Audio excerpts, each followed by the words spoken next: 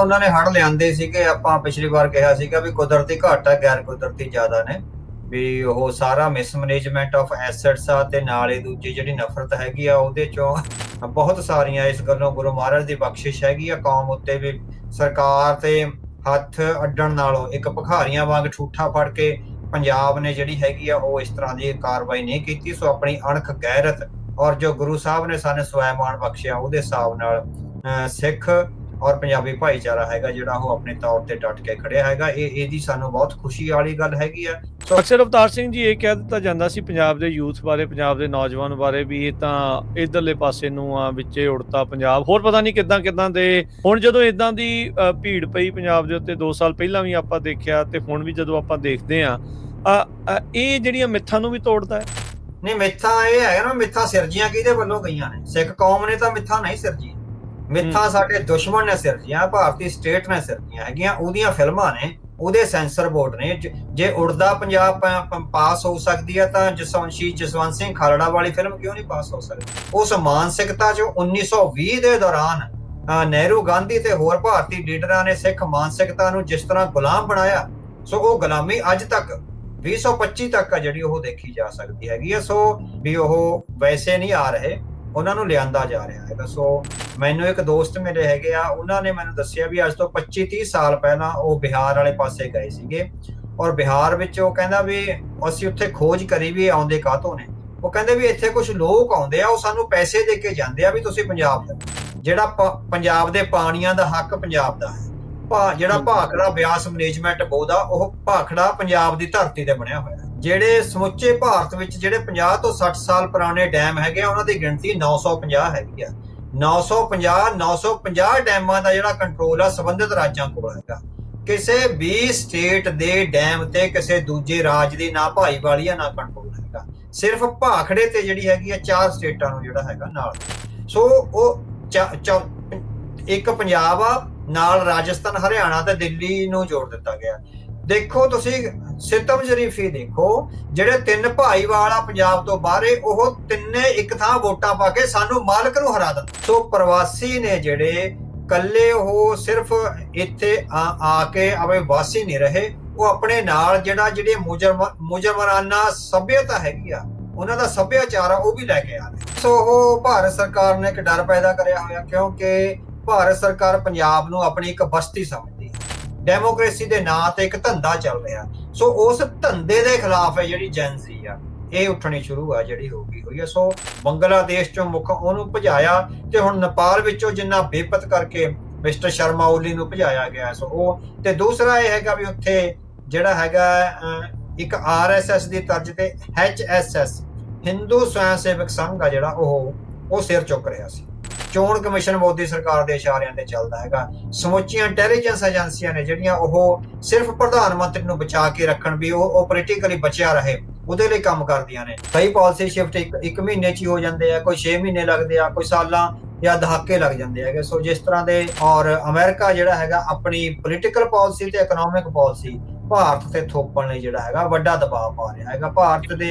ਕਿਉਂਕਿ financial Times ਕਹਿੰਦਾ ਵੀ 2022 ਤੋਂ ਪਹਿਲਾਂ ਭਾਰਤ ਸਿਰਫ 1% ਤੇਲ ਖਰੀਦਦਾ ਸੀ, ਤੇ ਹੁਣ 40-45% ਤੱਕ ਤੇਲ ਆ ਜਿਹੜਾ ਉਹ ਸਾਰਾ, ਉਹ ਕਹਿੰਦੇ ਵੀ ਇੰਨੀ 40-45% ਉਹਦੀ ਆਪਣੀ ਨੀਡ ਨਹੀਂ ਹੈ।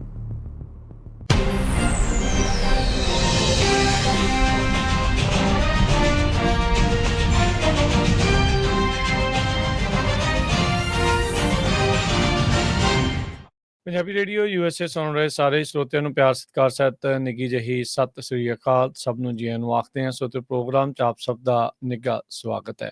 ਪ੍ਰੋਗਰਾਮ ਦਾ ਪੰਥਕ ਪੈਰਾਡਾਈਮ ਲੈ ਕੇ ਹਾਜ਼ਰ ਹੋ ਚੁੱਕੇ ਹਾਂ। ਮੈਂ ਰਾਜਕਨਵੀਰ ਸਿੰਘ। ਅੱਜ ਦੇ ਪੰਥਕ ਪੈਰਾਡਾਈਮ ਪ੍ਰੋਗਰਾਮ ਦੇ ਵਿੱਚ ਹਰ ਵਾਰ ਦੀ ਤਰ੍ਹਾਂ ਜੁੜ ਚੁੱਕੇ ਨੇ ਆਪਣੇ ਨਾਲ ਸੀਨੀਅਰ ਜਰਨਲਿਸਟ ਅਤੇ ਲੇਖਕ ਸਰਦਾਰ ਅਵਤਾਰ ਸਿੰਘ। ਅਵਤਾਰ ਸਿੰਘ ਜੀ, ਜੀ ਆਇਆਂ ਨੂੰ ਸਵਾਗਤ ਹੈ। ਸਤਿ ਸ੍ਰੀ ਅਕਾਲ। ਵਾਹਿਗੁਰੂ ਜੀ ਕਾ ਖਾਲਸਾ, ਵਾਹਿਗੁਰੂ ਜੀ ਕੀ। ਅੱਜ ਦੇ ਇਸ ਪ੍ਰੋਗਰਾਮ ਦੇ ਵਿੱਚ ਆਪਾਂ ਗੱਲਬਾਤ ਜਿਹੜੀ ਉਹ ਕਰਾਂਗੇ ਪੰਜਾਬ ਦੇ ਵਿੱਚ ਜੋ ਹੜ੍ਹਾਂ ਦੀ ਸਥਿਤੀ ਬਣੀ ਪਈ ਆ ਉਸ ਦੇ ਉੱਤੇ ਵੀ, ਤੇ ਨਾਲ ਅੰਤਰਰਾਸ਼ਟਰੀ ਪੱਧਰ ਦੇ ਉੱਤੇ ਜੋ ਕੁਛ ਚੱਲ ਰਿਹਾ ਆ ਉਸ ਨੂੰ ਲੈ ਕੇ ਵੀ ਗੱਲਬਾਤ ਹੋਊਗੀ। ਸੋ ਪਿਛਲੀ ਵਾਰ ਵੀ ਆਪਾਂ ਗੱਲਬਾਤ ਇਹਨਾਂ ਦੋਨਾਂ ਮੁੱਦਿਆਂ ਦੇ ਉੱਤੇ ਜਿਹੜੀ ਉਹ ਕੀਤੀ ਸੀ। ਸੋ ਜੀਓ ਪੋਲੀਟਿਕਸ ਦੇ ਵਿੱਚ ਕਈ ਕੁਛ ਜਿਹੜਾ ਉਹ ਬਦਲ ਰਿਹਾ ਆ, ਉਹਦੇ ਉੱਤੇ ਤਾਂ ਨਜ਼ਰ ਬਣਾਉਣੀ ਆ, ਔਰ ਨਾਲ ਦੇ ਨਾਲ ਜਿਹੜਾ ਆਪਣਾ ਮੁਲਕ ਆ ਪੰਜਾਬ ਆ, ਜੋ ਉੱਥੇ ਇਸ ਟਾਈਮ ਹਾਲਾਤ ਬਣੇ ਪਏ ਆ, ਜਿੱਥੇ ਹੜ੍ਹ ਲਿਆਂਦੇ ਗਏ ਤੇ ਹੜ੍ਹਾਂ ਤੋਂ ਬਾਅਦ ਦੇ ਵਿੱਚ ਜੋ ਸਥਿਤੀ ਬਣੀ ਪਈ ਆ, ਮੌਜੂਦਾ ਸਥਿਤੀ ਆ, ਉਹ ਉਹਦੇ ਕਾਰਨ ਉਹ ਤੋਂ ਕਿੱਦਾਂ ਅੱਗੇ ਉੱਭਰਨਾ ਆ, ਪ੍ਰਵਾਸੀਆਂ ਦਾ ਜਿਹੜਾ ਨਾਲ ਜੋ ਚੱਲ ਰਿਹਾ ਆ, ਉਹ ਸਾਰੀਆਂ ਚੀਜ਼ਾਂ ਦੇ ਜਿਹੜੀ ਗੱਲਬਾਤ ਉਹ ਆਪਾਂ ਕਰਾਂਗੇ। ਅਵਤਾਰ ਸਿੰਘ ਜੀ, ਸ਼ੁਰੂਆਤ ਹੜ੍ਹਾਂ ਦੀ ਮੌਜੂਦਾ ਸਥਿਤੀ ਕੀ ਆ ਉਸ ਤੋਂ ਕਰਦੇ ਆ, ਜਿਹੜੀ ਸਹਾਇਤਾ ਦੇ ਕੀ ਹਾਲਾਤ ਨੇ, ਜੇ ਇਹਨਾਂ ਦੋਨਾਂ ਚੀਜ਼ਾਂ ਤੇ ਚਾਨਣਾ ਪਾਇਓ।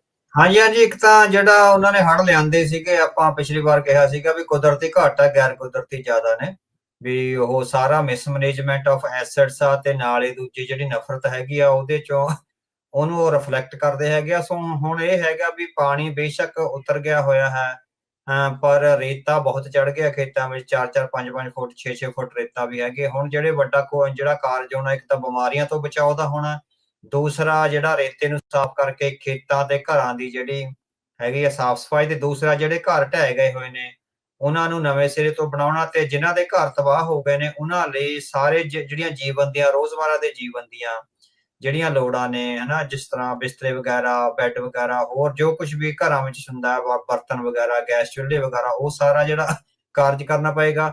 ਸੋ ਸਾਰੀਆਂ ਜਥੇਬੰਦੀਆਂ ਨੂੰ ਜਿੰਨੀਆਂ ਵੀ ਸੇਵਾਵਾਂ ਬਹੁਤ ਸਾਰੀਆਂ ਨੇ, ਆਪਾਂ ਕਿਸੇ ਇੱਕ ਦਾ ਨਾਂ ਵੀ ਨਾ ਲਈਏ, ਬਹੁਤ ਸਾਰੀਆਂ, ਇਸ ਗੱਲੋਂ ਗੁਰੂ ਮਹਾਰਾਜ ਦੀ ਬਖਸ਼ਿਸ਼ ਹੈਗੀ ਆ ਕੌਮ ਉੱਤੇ ਵੀ। ਸਰਕਾਰ ਤੇ ਹੱਥ ਅੱਡਣ ਨਾਲੋਂ ਇੱਕ ਭਿਖਾਰੀਆਂ ਵਾਂਗ ਠੂਠਾ ਫੜ ਕੇ ਪੰਜਾਬ ਨੇ ਜਿਹੜੀ ਹੈਗੀ ਆ ਉਹ ਇਸ ਤਰ੍ਹਾਂ ਦੀ ਕਾਰਵਾਈ ਨਹੀਂ ਕੀਤੀ। ਸੋ ਆਪਣੀ ਅਣਖ, ਗੈਰਤ ਔਰ ਜੋ ਗੁਰੂ ਸਾਹਿਬ ਨੇ ਸਾਨੂੰ ਸਵੈਮਾਨ ਬਖਸ਼ਿਆ, ਉਹਦੇ ਹਿਸਾਬ ਨਾਲ ਸਿੱਖ ਔਰ ਪੰਜਾਬੀ ਭਾਈਚਾਰਾ ਹੈਗਾ ਜਿਹੜਾ ਉਹ ਆਪਣੇ ਤੌਰ ਤੇ ਡਟ ਕੇ ਖੜਿਆ ਹੈਗਾ। ਇਹਦੀ ਸਾਨੂੰ ਬਹੁਤ ਖੁਸ਼ੀ ਵਾਲੀ ਗੱਲ ਹੈਗੀ ਆ। ਸੋ ਹੁਣ ਜਿਹੜੇ ਕਾਰਜ ਚੱਲਣੇ ਹੈਗੇ ਆ ਉਹਦੇ ਵਿੱਚ ਮੁੜ ਵਸੇਬੇ ਦਾ ਕਾਰਜ ਹੈ, ਵੱਡੀ ਪੱਧਰ ਤੇ ਟਰੈਕਟਰ ਜਿਹੜੇ ਚਾਹੀਦੇ ਹੋਣਗੇ, JCB ਮਸ਼ੀਨਾਂ ਚਾਹੀਦੀਆਂ ਹੋਣਗੀਆਂ, ਫਿਰ ਨਿਸ਼ਾਨਦੇਹੀ ਕਰਨ ਲਈ ਵੀ ਕਿਹੜਾ ਖੇਤ ਕਿਹਦਾ ਸੀਗਾ, ਉਹ ਸਾਰਾ ਕੁਛ ਹੈ ਜਿਹੜਾ।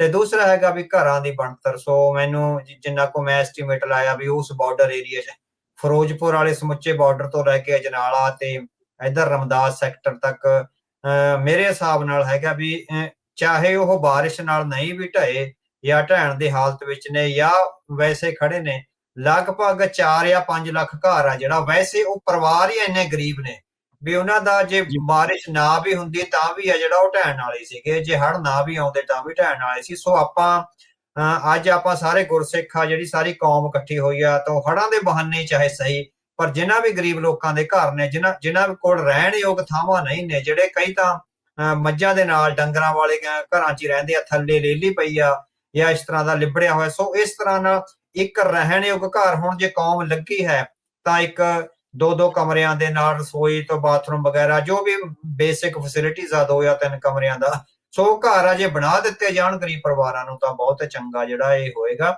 ਸੋ ਸਾਰੇ ਜਿਹੜੇ ਸੇਵਾ ਕਾਰਜ ਨੇ ਉਹਨਾਂ ਨੂੰ ਆਰਗੇਨਾਈਜ਼ ਕਰਨ ਦੀ ਲੋੜ ਹੈਗੀ ਆ। ਇਹ ਨਾ ਹੋਵੇ ਬਹੁਤਾਤ ਹੋ ਜੇ, ਤੇ ਦੂਸਰਾ ਹੈਗਾ ਵੀ ਕੋਈ ਜਿਹਦਾ ਨੁਕਸਾਨ ਨਹੀਂ ਹੋਇਆ ਉਹ ਫਾਇਦਾ ਲੈ ਜੇ। ਸੋ ਇਹ ਸਾਰਾ ਕੁਛ ਆ ਮੋਨੀਟਰ ਕਰਨ ਲਈ ਸਾਨੂੰ ਜਿਹੜਾ ਹੈਗਾ ਸਾਰਿਆਂ ਨੂੰ ਸਿਆਣਪ ਨਾਲ, ਚੜ੍ਹਦੀ ਕਲਾ ਨਾਲ ਔਰ ਜਜ਼ਬੇ ਨਾਲ ਉਹ ਕਾਰਜ ਕਰਨਾ ਪਵੇਗਾ। ਜੀ, ਆਪਾਂ ਜਿਹੜਾ ਦੇਖਿਆ ਵੀ ਸ਼੍ਰੀ ਅਕਾਲ ਤਖਤ ਸਾਹਿਬ ਤੋਂ ਵੀ ਸਹਾਇਤਾ ਨੂੰ ਯੋਜਨਾਬੱਧ ਕਰਨ ਦੇ ਯਤਨਾਂ ਨੂੰ ਜਿਹੜਾ ਉਹ ਆਖਿਆ ਗਿਆ ਆ, ਉਹਨੂੰ ਆਪਾਂ ਕਿਵੇਂ ਜਿਹੜਾ ਉਹ ਦੇਖਦੇ ਆ, ਕਿਉਂਕਿ ਰਾਈਟ ਨਾਓ ਇੱਕ ਇਹ ਵੀ ਸਥਿਤੀ ਬਣੀ ਪਈ ਆ, ਚੱਲ ਸੋ ਚੱਲ, ਜਿਹਦਾ ਜਿੱਥੇ ਦਾ ਲੱਗਦਾ, ਜਾਂ ਦਾ ਲੱਗਦਾ ਨਹੀਂ ਕਵਾਂਗੇ, ਜਿੱਥੇ ਜਿਹਦਾ ਜ਼ੋਰ ਚੱਲਦਾ ਉਹ ਚਲਾ ਰਿਹਾ।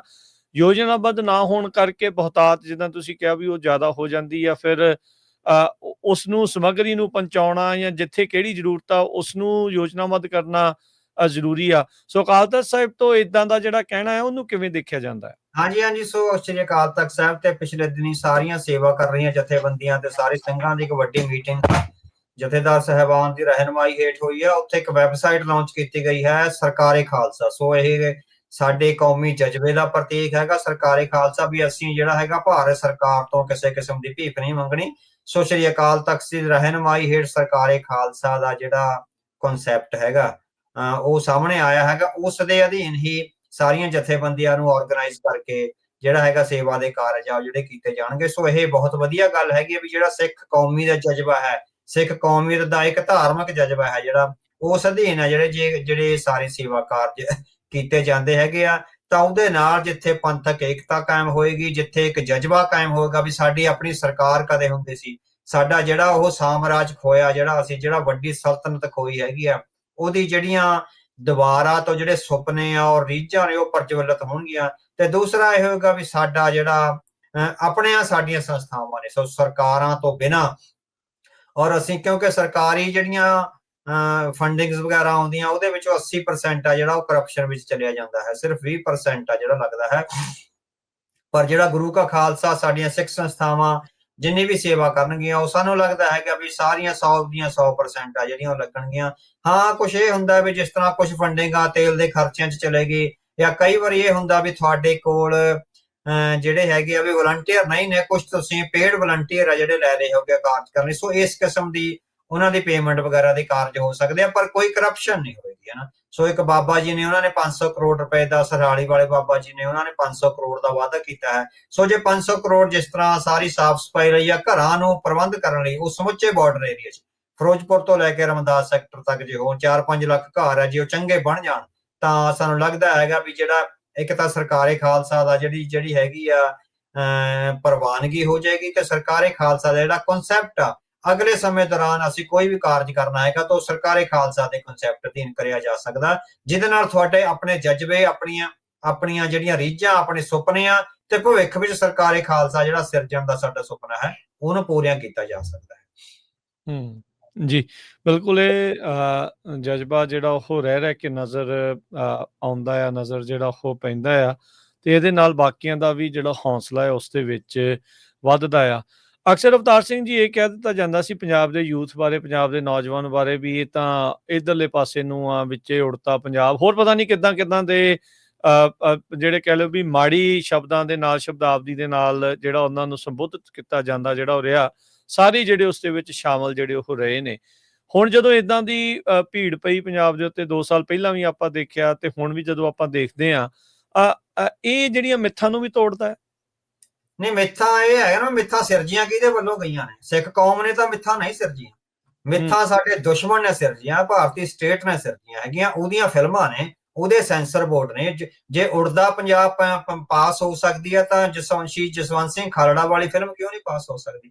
ਜੇ ਕਸ਼ਮੀਰ ਫਾਈਲ ਆ ਸਕਦੀ ਹੈ, ਤਾਂ ਸਿੱਖ ਜਾਂ ਪੰਜਾਬ ਫਾਈਲ ਕਿਉਂ ਨਹੀਂ ਆ ਸਕਦੀ? ਉਹਦੇ ਬਾਰੇ ਕਿਉਂ ਨਹੀਂ ਚਾਨਣਾ ਹੁੰਦਾ ਵੀ ਕਿਸ ਤਰ੍ਹਾਂ ਤੁਸੀਂ ਦਰਿੰਦਗੀ ਨਾਲ ਆ ਜਿਹੜਾ ਸਿੱਖਾਂ ਦਾ ਘਾਣ ਕਰਿਆ, ਸਿੱਖਾਂ ਦੀਆਂ ਐਜੂਕੇਸ਼ਨ ਸੰਸਥਾਵਾਂ ਤਬਾਹ ਕਰੀਆਂ, ਸਾਡੇ ਧਰਮ ਵਿੱਚ ਦਖਲਅੰਦਾਜ਼ੀ ਕਰੀ ਆ। ਸੋ 1920 ਤੋਂ ਲੈ ਕੇ ਸਿੱਖ ਲੀਡਰਸ਼ਿਪ ਨੂੰ ਜਿਸ ਤਰ੍ਹਾਂ ਇਹਨਾਂ ਨੇ ਕਾਬੂ ਕਰਿਆ, ਭਾਰਤੀ ਤੇ ਹਿੰਦੂ ਲੀਡਰਸ਼ਿਪ ਨੇ, ਤੇ ਸਿੱਖ ਲੀਡਰਸ਼ਿਪ ਅੱਜ ਵੀ ਤਾਬ ਨਹੀਂ ਆਈ। ਅਸੀਂ ਜਿਹੜਾ ਅਧਿਐਨ ਦੇਖ ਰਹੇ ਹਾਂ, ਆਹ ਨਵਾਂ ਅਕਾਲੀ ਦਲ ਬਣਿਆ ਹੈਗਾ, ਜਿਹੜਾ ਪੁਨਰ ਸਰਜੀਤ ਅਕਾਲੀ ਦਲ ਆ, ਉਹਦਾ ਅਸੀਂ ਜਿਹੜਾ ਮੈਨੀਫੈਸਟੋ ਆ ਉਹ ਦੇਖ ਰਹੇ ਹਾਂ। ਹਾਲੇ ਬੇਸ਼ੱਕ ਪਬਲਿਸ਼ ਨਹੀਂ ਹੋਇਆ, ਪੱਤਰਕਾਰਾਂ ਕੋਲ ਕੁਝ ਕੋਲ ਆਇਆ ਹੈਗਾ। ਸੋ ਉਹਦੇ ਵਿੱਚ ਹਲੇ ਵੀ ਉਹੀ ਗੁਲਾਮੀ ਦੀ ਮਾਨਸਿਕਤਾ ਜਿਹੜੀ ਨਜ਼ਰ ਆਉਂਦੀ ਹੈ। ਸੋ ਉਸ ਮਾਨਸਿਕਤਾ ਜੋ 1920 ਦੇ ਦੌਰਾਨ ਨਹਿਰੂ, ਗਾਂਧੀ ਤੇ ਹੋਰ ਭਾਰਤੀ ਲੀਡਰਾਂ ਨੇ ਸਿੱਖ ਮਾਨਸਿਕਤਾ ਨੂੰ ਜਿਸ ਤਰ੍ਹਾਂ ਗੁਲਾਮ ਬਣਾਇਆ, ਸੋ ਉਹ ਗੁਲਾਮੀ ਅੱਜ ਤੱਕ 2025 ਤੱਕ ਆ ਜਿਹੜੀ ਉਹ ਦੇਖੀ ਜਾ ਸਕਦੀ ਹੈਗੀ ਆ। ਸੋ ਉੜਤਾ ਪੰਜਾਬ ਜਾਂ ਜਿਸ ਤਰ੍ਹਾਂ ਵੀ ਕਮਜ਼ੋਰ ਪੰਜਾਬ ਜਾਂ ਜੋ ਕੁਝ ਵੀ ਅੱਤਵਾਦੀ ਪੰਜਾਬ ਆ, ਉਹ ਲੇਬਲ ਆ ਜਿਹੜੇ ਸਾਨੂੰ ਸਾਡੇ ਦੁਸ਼ਮਣ ਨੇ ਦਿੱਤੇ ਹੈਗੇ।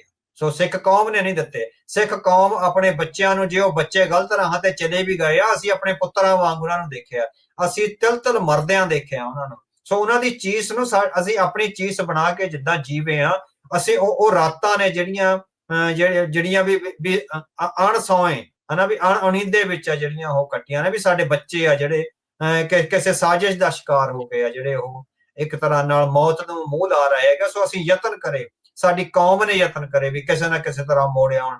ਚਾਹੇ ਦੀਪ ਸਿੱਧੂ ਨੇ ਯਤਨ ਕਰਿਆ, ਉਹਦੀਆਂ ਜਿਹੜੀਆਂ ਭਾਵਨਾਵਾਂ ਪ੍ਰਗਟ ਕਰੀਆਂ, ਉਹਨੇ ਜਵਾਨੀ ਵਿੱਚ ਇੱਕ ਨਵਾਂ ਜੋਸ਼ ਲਿਆਂਦਾ। ਫਿਰ ਭਾਈ ਅਮਰਤਪਾਲ ਸਿੰਘ ਨੇ ਕਰਿਆ, ਹੋਰ ਵੀ ਸਿੱਖ ਸੰਸਥਾਵਾਂ, ਸ਼੍ਰੋਮਣੀ ਕਮੇਟੀ ਜਾਂ ਸੰਤ ਸਮਾਜ, ਜਿੰਨੀਆਂ ਵੀ ਧਿਰਾਂ ਨੇ, ਜਿੰਨਾ ਉਹਨਾਂ ਕੋਲ ਸਮਰੱਥਾ ਸੀਗੇ, ਉਹਨਾਂ ਨੇ ਕਰਿਆ। ਸੋ ਨੌਜਵਾਨੀ ਸਾਡੀ ਕਦੀ ਵੀ ਗੁਰੂ ਤੋਂ ਬੇਮੁਖ ਨਹੀਂ ਹੋਈ। ਹਾਂ, ਕਿਉਂਕਿ ਜਦੋਂ ਤੁਸੀਂ ਗੁਲਾਮ ਹੁੰਦੇ ਹੋ, ਤਾਂ ਜਿਹੜੀ ਸਰਕਾਰ ਤੁਹਾਡੇ ਤੇ ਰਾਜ ਕਰ ਰਹੀ ਹੈ, ਉਹ ਤੁਹਾਡੇ ਵਿੱਚ ਬਹੁਤ ਸਾਰੀਆਂ ਇਨਫੈਕਸ਼ਨਸ ਆ, ਬਹੁਤ ਸਾਰੀਆਂ ਬਿਮਾਰੀਆਂ ਜਿਹੜੀਆਂ ਉਹ ਲਗਾ ਦਿੰਦੀ ਹੈਗੀ ਆ। ਸੋ ਇੱਕ ਸਿਹਤਮੰਦ ਸਮਾਜ ਨੂੰ ਜਿਹੜਾ ਹੈਗਾ, ਉਹ ਮੁੜ ਤੋਂ ਆਪਣੇ ਧਰਮ ਤੇ ਕੌਮ ਨਾਲ ਜੋੜਨ ਲਈ, ਸੋ ਉਹਦੇ ਵੱਡੇ ਵਡੇਰਿਆਂ ਦਾ ਇਤਿਹਾਸ, ਉਹਦੇ ਸ਼ਹੀਦਾਂ ਦੀ ਕੁਰਬਾਨੀ, ਔਰ ਉਹਦੇ ਵੱਲੋਂ ਮਾਣੀ ਗਈ ਜਿਹੜੀ ਸੋਵਰੈਨਿਟੀ ਆ, ਉਹਦੇ ਅਧੀਨ ਇਕੱਠਾ ਕਰਿਆ ਜਾ ਸਕਦਾ। ਉਹ ਅੱਜ ਵੀ ਜਿਹੜੇ ਸਿੱਖ ਨੌਜਵਾਨ ਆ, ਉਹਨਾਂ ਨੂੰ ਸਿੱਖਾਂ ਵੱਲੋਂ ਮਾਣੀ ਹੋਈ ਸੋਵਰੈਨਿਟੀ ਔਰ ਭਵਿੱਖ ਵਿੱਚ ਸਿੱਖਾਂ ਦੇ ਪ੍ਰਭੂ ਸੱਤਾ ਸੰਪੰਨ ਹੋਣ ਦੀ ਜਿਹੜਾ ਸੁਪਨਾ ਹੈ, ਉਹਦੇ ਅਧੀਨ ਹੈ ਜਿਹੜਾ ਨਸ਼ਿਆਂ ਚੋਂ ਬਾਹਰ ਕੱਢਿਆ ਜਾ ਸਕਦਾ। ਜੀ, ਗੱਲ ਫਸਲਾਂ ਦੀ ਨਹੀਂ, ਗੱਲ ਨਸਲਾਂ ਦੀ ਆ। ਉਹ ਨਸਲਾਂ ਦੀ ਜਿਹੜੀ ਗੱਲ ਆ ਉਹ ਆਪਾਂ ਨੂੰ ਸਮਝ ਆਉਂਦੀ ਆ, ਤੇ ਉਹ ਚੀਜ਼ਾਂ ਜਿਹੜੀਆਂ ਉਹ ਮੋਹਰੇ ਆ। ਇਸੇ ਦੇ ਵਿੱਚ ਆਪਾਂ ਅੱਗੇ ਗੱਲ ਕਰਦੇ ਜਾਈਏ ਅਵਤਾਰ ਸਿੰਘ ਜੀ, ਪੰਜਾਬ ਦੇ ਵਿੱਚ ਹੁਣ ਪ੍ਰਵਾਸੀਆਂ ਨੂੰ ਲੈ ਕੇ ਵੀ ਕਈ ਤਰੀਕੇ ਦੀਆਂ ਚਰਚਾਵਾਂ ਜਿਹੜੀਆਂ ਉਹ ਛਿੜੀਆਂ ਆ। ਪ੍ਰਵਾਸੀਆਂ ਦੇ ਜਿਹੜੇ ਮੁਜਬਰਾਨਾ ਜਿਹੜੇ ਉਹਨਾਂ ਦੀਆਂ ਕਾਰਵਾਈਆਂ, ਜਿੱਦਾਂ ਉਹ ਧੱਕਾ ਕਰ ਰਹੇ ਆ, ਜਿਸ ਤਰੀਕੇ ਦੇ ਨਾਲ ਬੱਚਿਆਂ ਦੇ ਨਾਲ ਉਹਨਾਂ ਦੇ ਕੀਤਾ ਜੋ ਹੁਣ ਬੀਤੇ ਦਿਨਾਂ ਦੇ ਵਿੱਚ ਵਾਪਰਿਆ, ਉਹਦੀਆਂ ਉਹ ਕਾਰਵਾਈਆਂ ਦੇ ਖਿਲਾਫ ਕਾਫੀ ਜ਼ਿਆਦਾ ਰੋਹ ਉੱਠ ਰਿਹਾ ਆ। ਇਸ ਨੂੰ ਹੁਣ ਕਿਵੇਂ ਦੇਖਿਆ ਜਾਵੇ?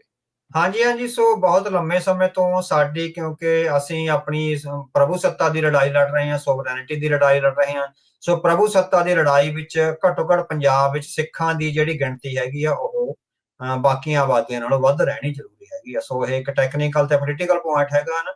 ਸੋ ਉਹਦੇ ਚੋਂ ਜਿਹੜਾ ਪ੍ਰਵਾਸੀ ਸਾਡੇ ਹਿਸਾਬ ਨਾਲ ਵੀ ਇਹ ਹੈਗਾ ਵੀ ਉਹ ਵੈਸੇ ਨਹੀਂ ਆ ਰਹੇ, ਉਹਨਾਂ ਨੂੰ ਲਿਆਂਦਾ ਜਾ ਰਿਹਾ ਹੈਗਾ। ਸੋ ਮੈਨੂੰ ਇੱਕ ਦੋਸਤ ਮਿਲੇ ਹੈਗੇ ਆ, ਉਹਨਾਂ ਨੇ ਮੈਨੂੰ ਦੱਸਿਆ ਵੀ ਅੱਜ ਤੋਂ 25-30 ਸਾਲ ਪਹਿਲਾਂ ਉਹ ਬਿਹਾਰ ਵਾਲੇ ਪਾਸੇ ਗਏ ਸੀਗੇ, ਔਰ ਬਿਹਾਰ ਵਿੱਚ ਉਹ ਕਹਿੰਦਾ ਵੀ ਅਸੀਂ ਉੱਥੇ ਖੋਜ ਕਰੀ ਵੀ ਆਉਂਦੇ ਕਾਹਤੋਂ ਨੇ।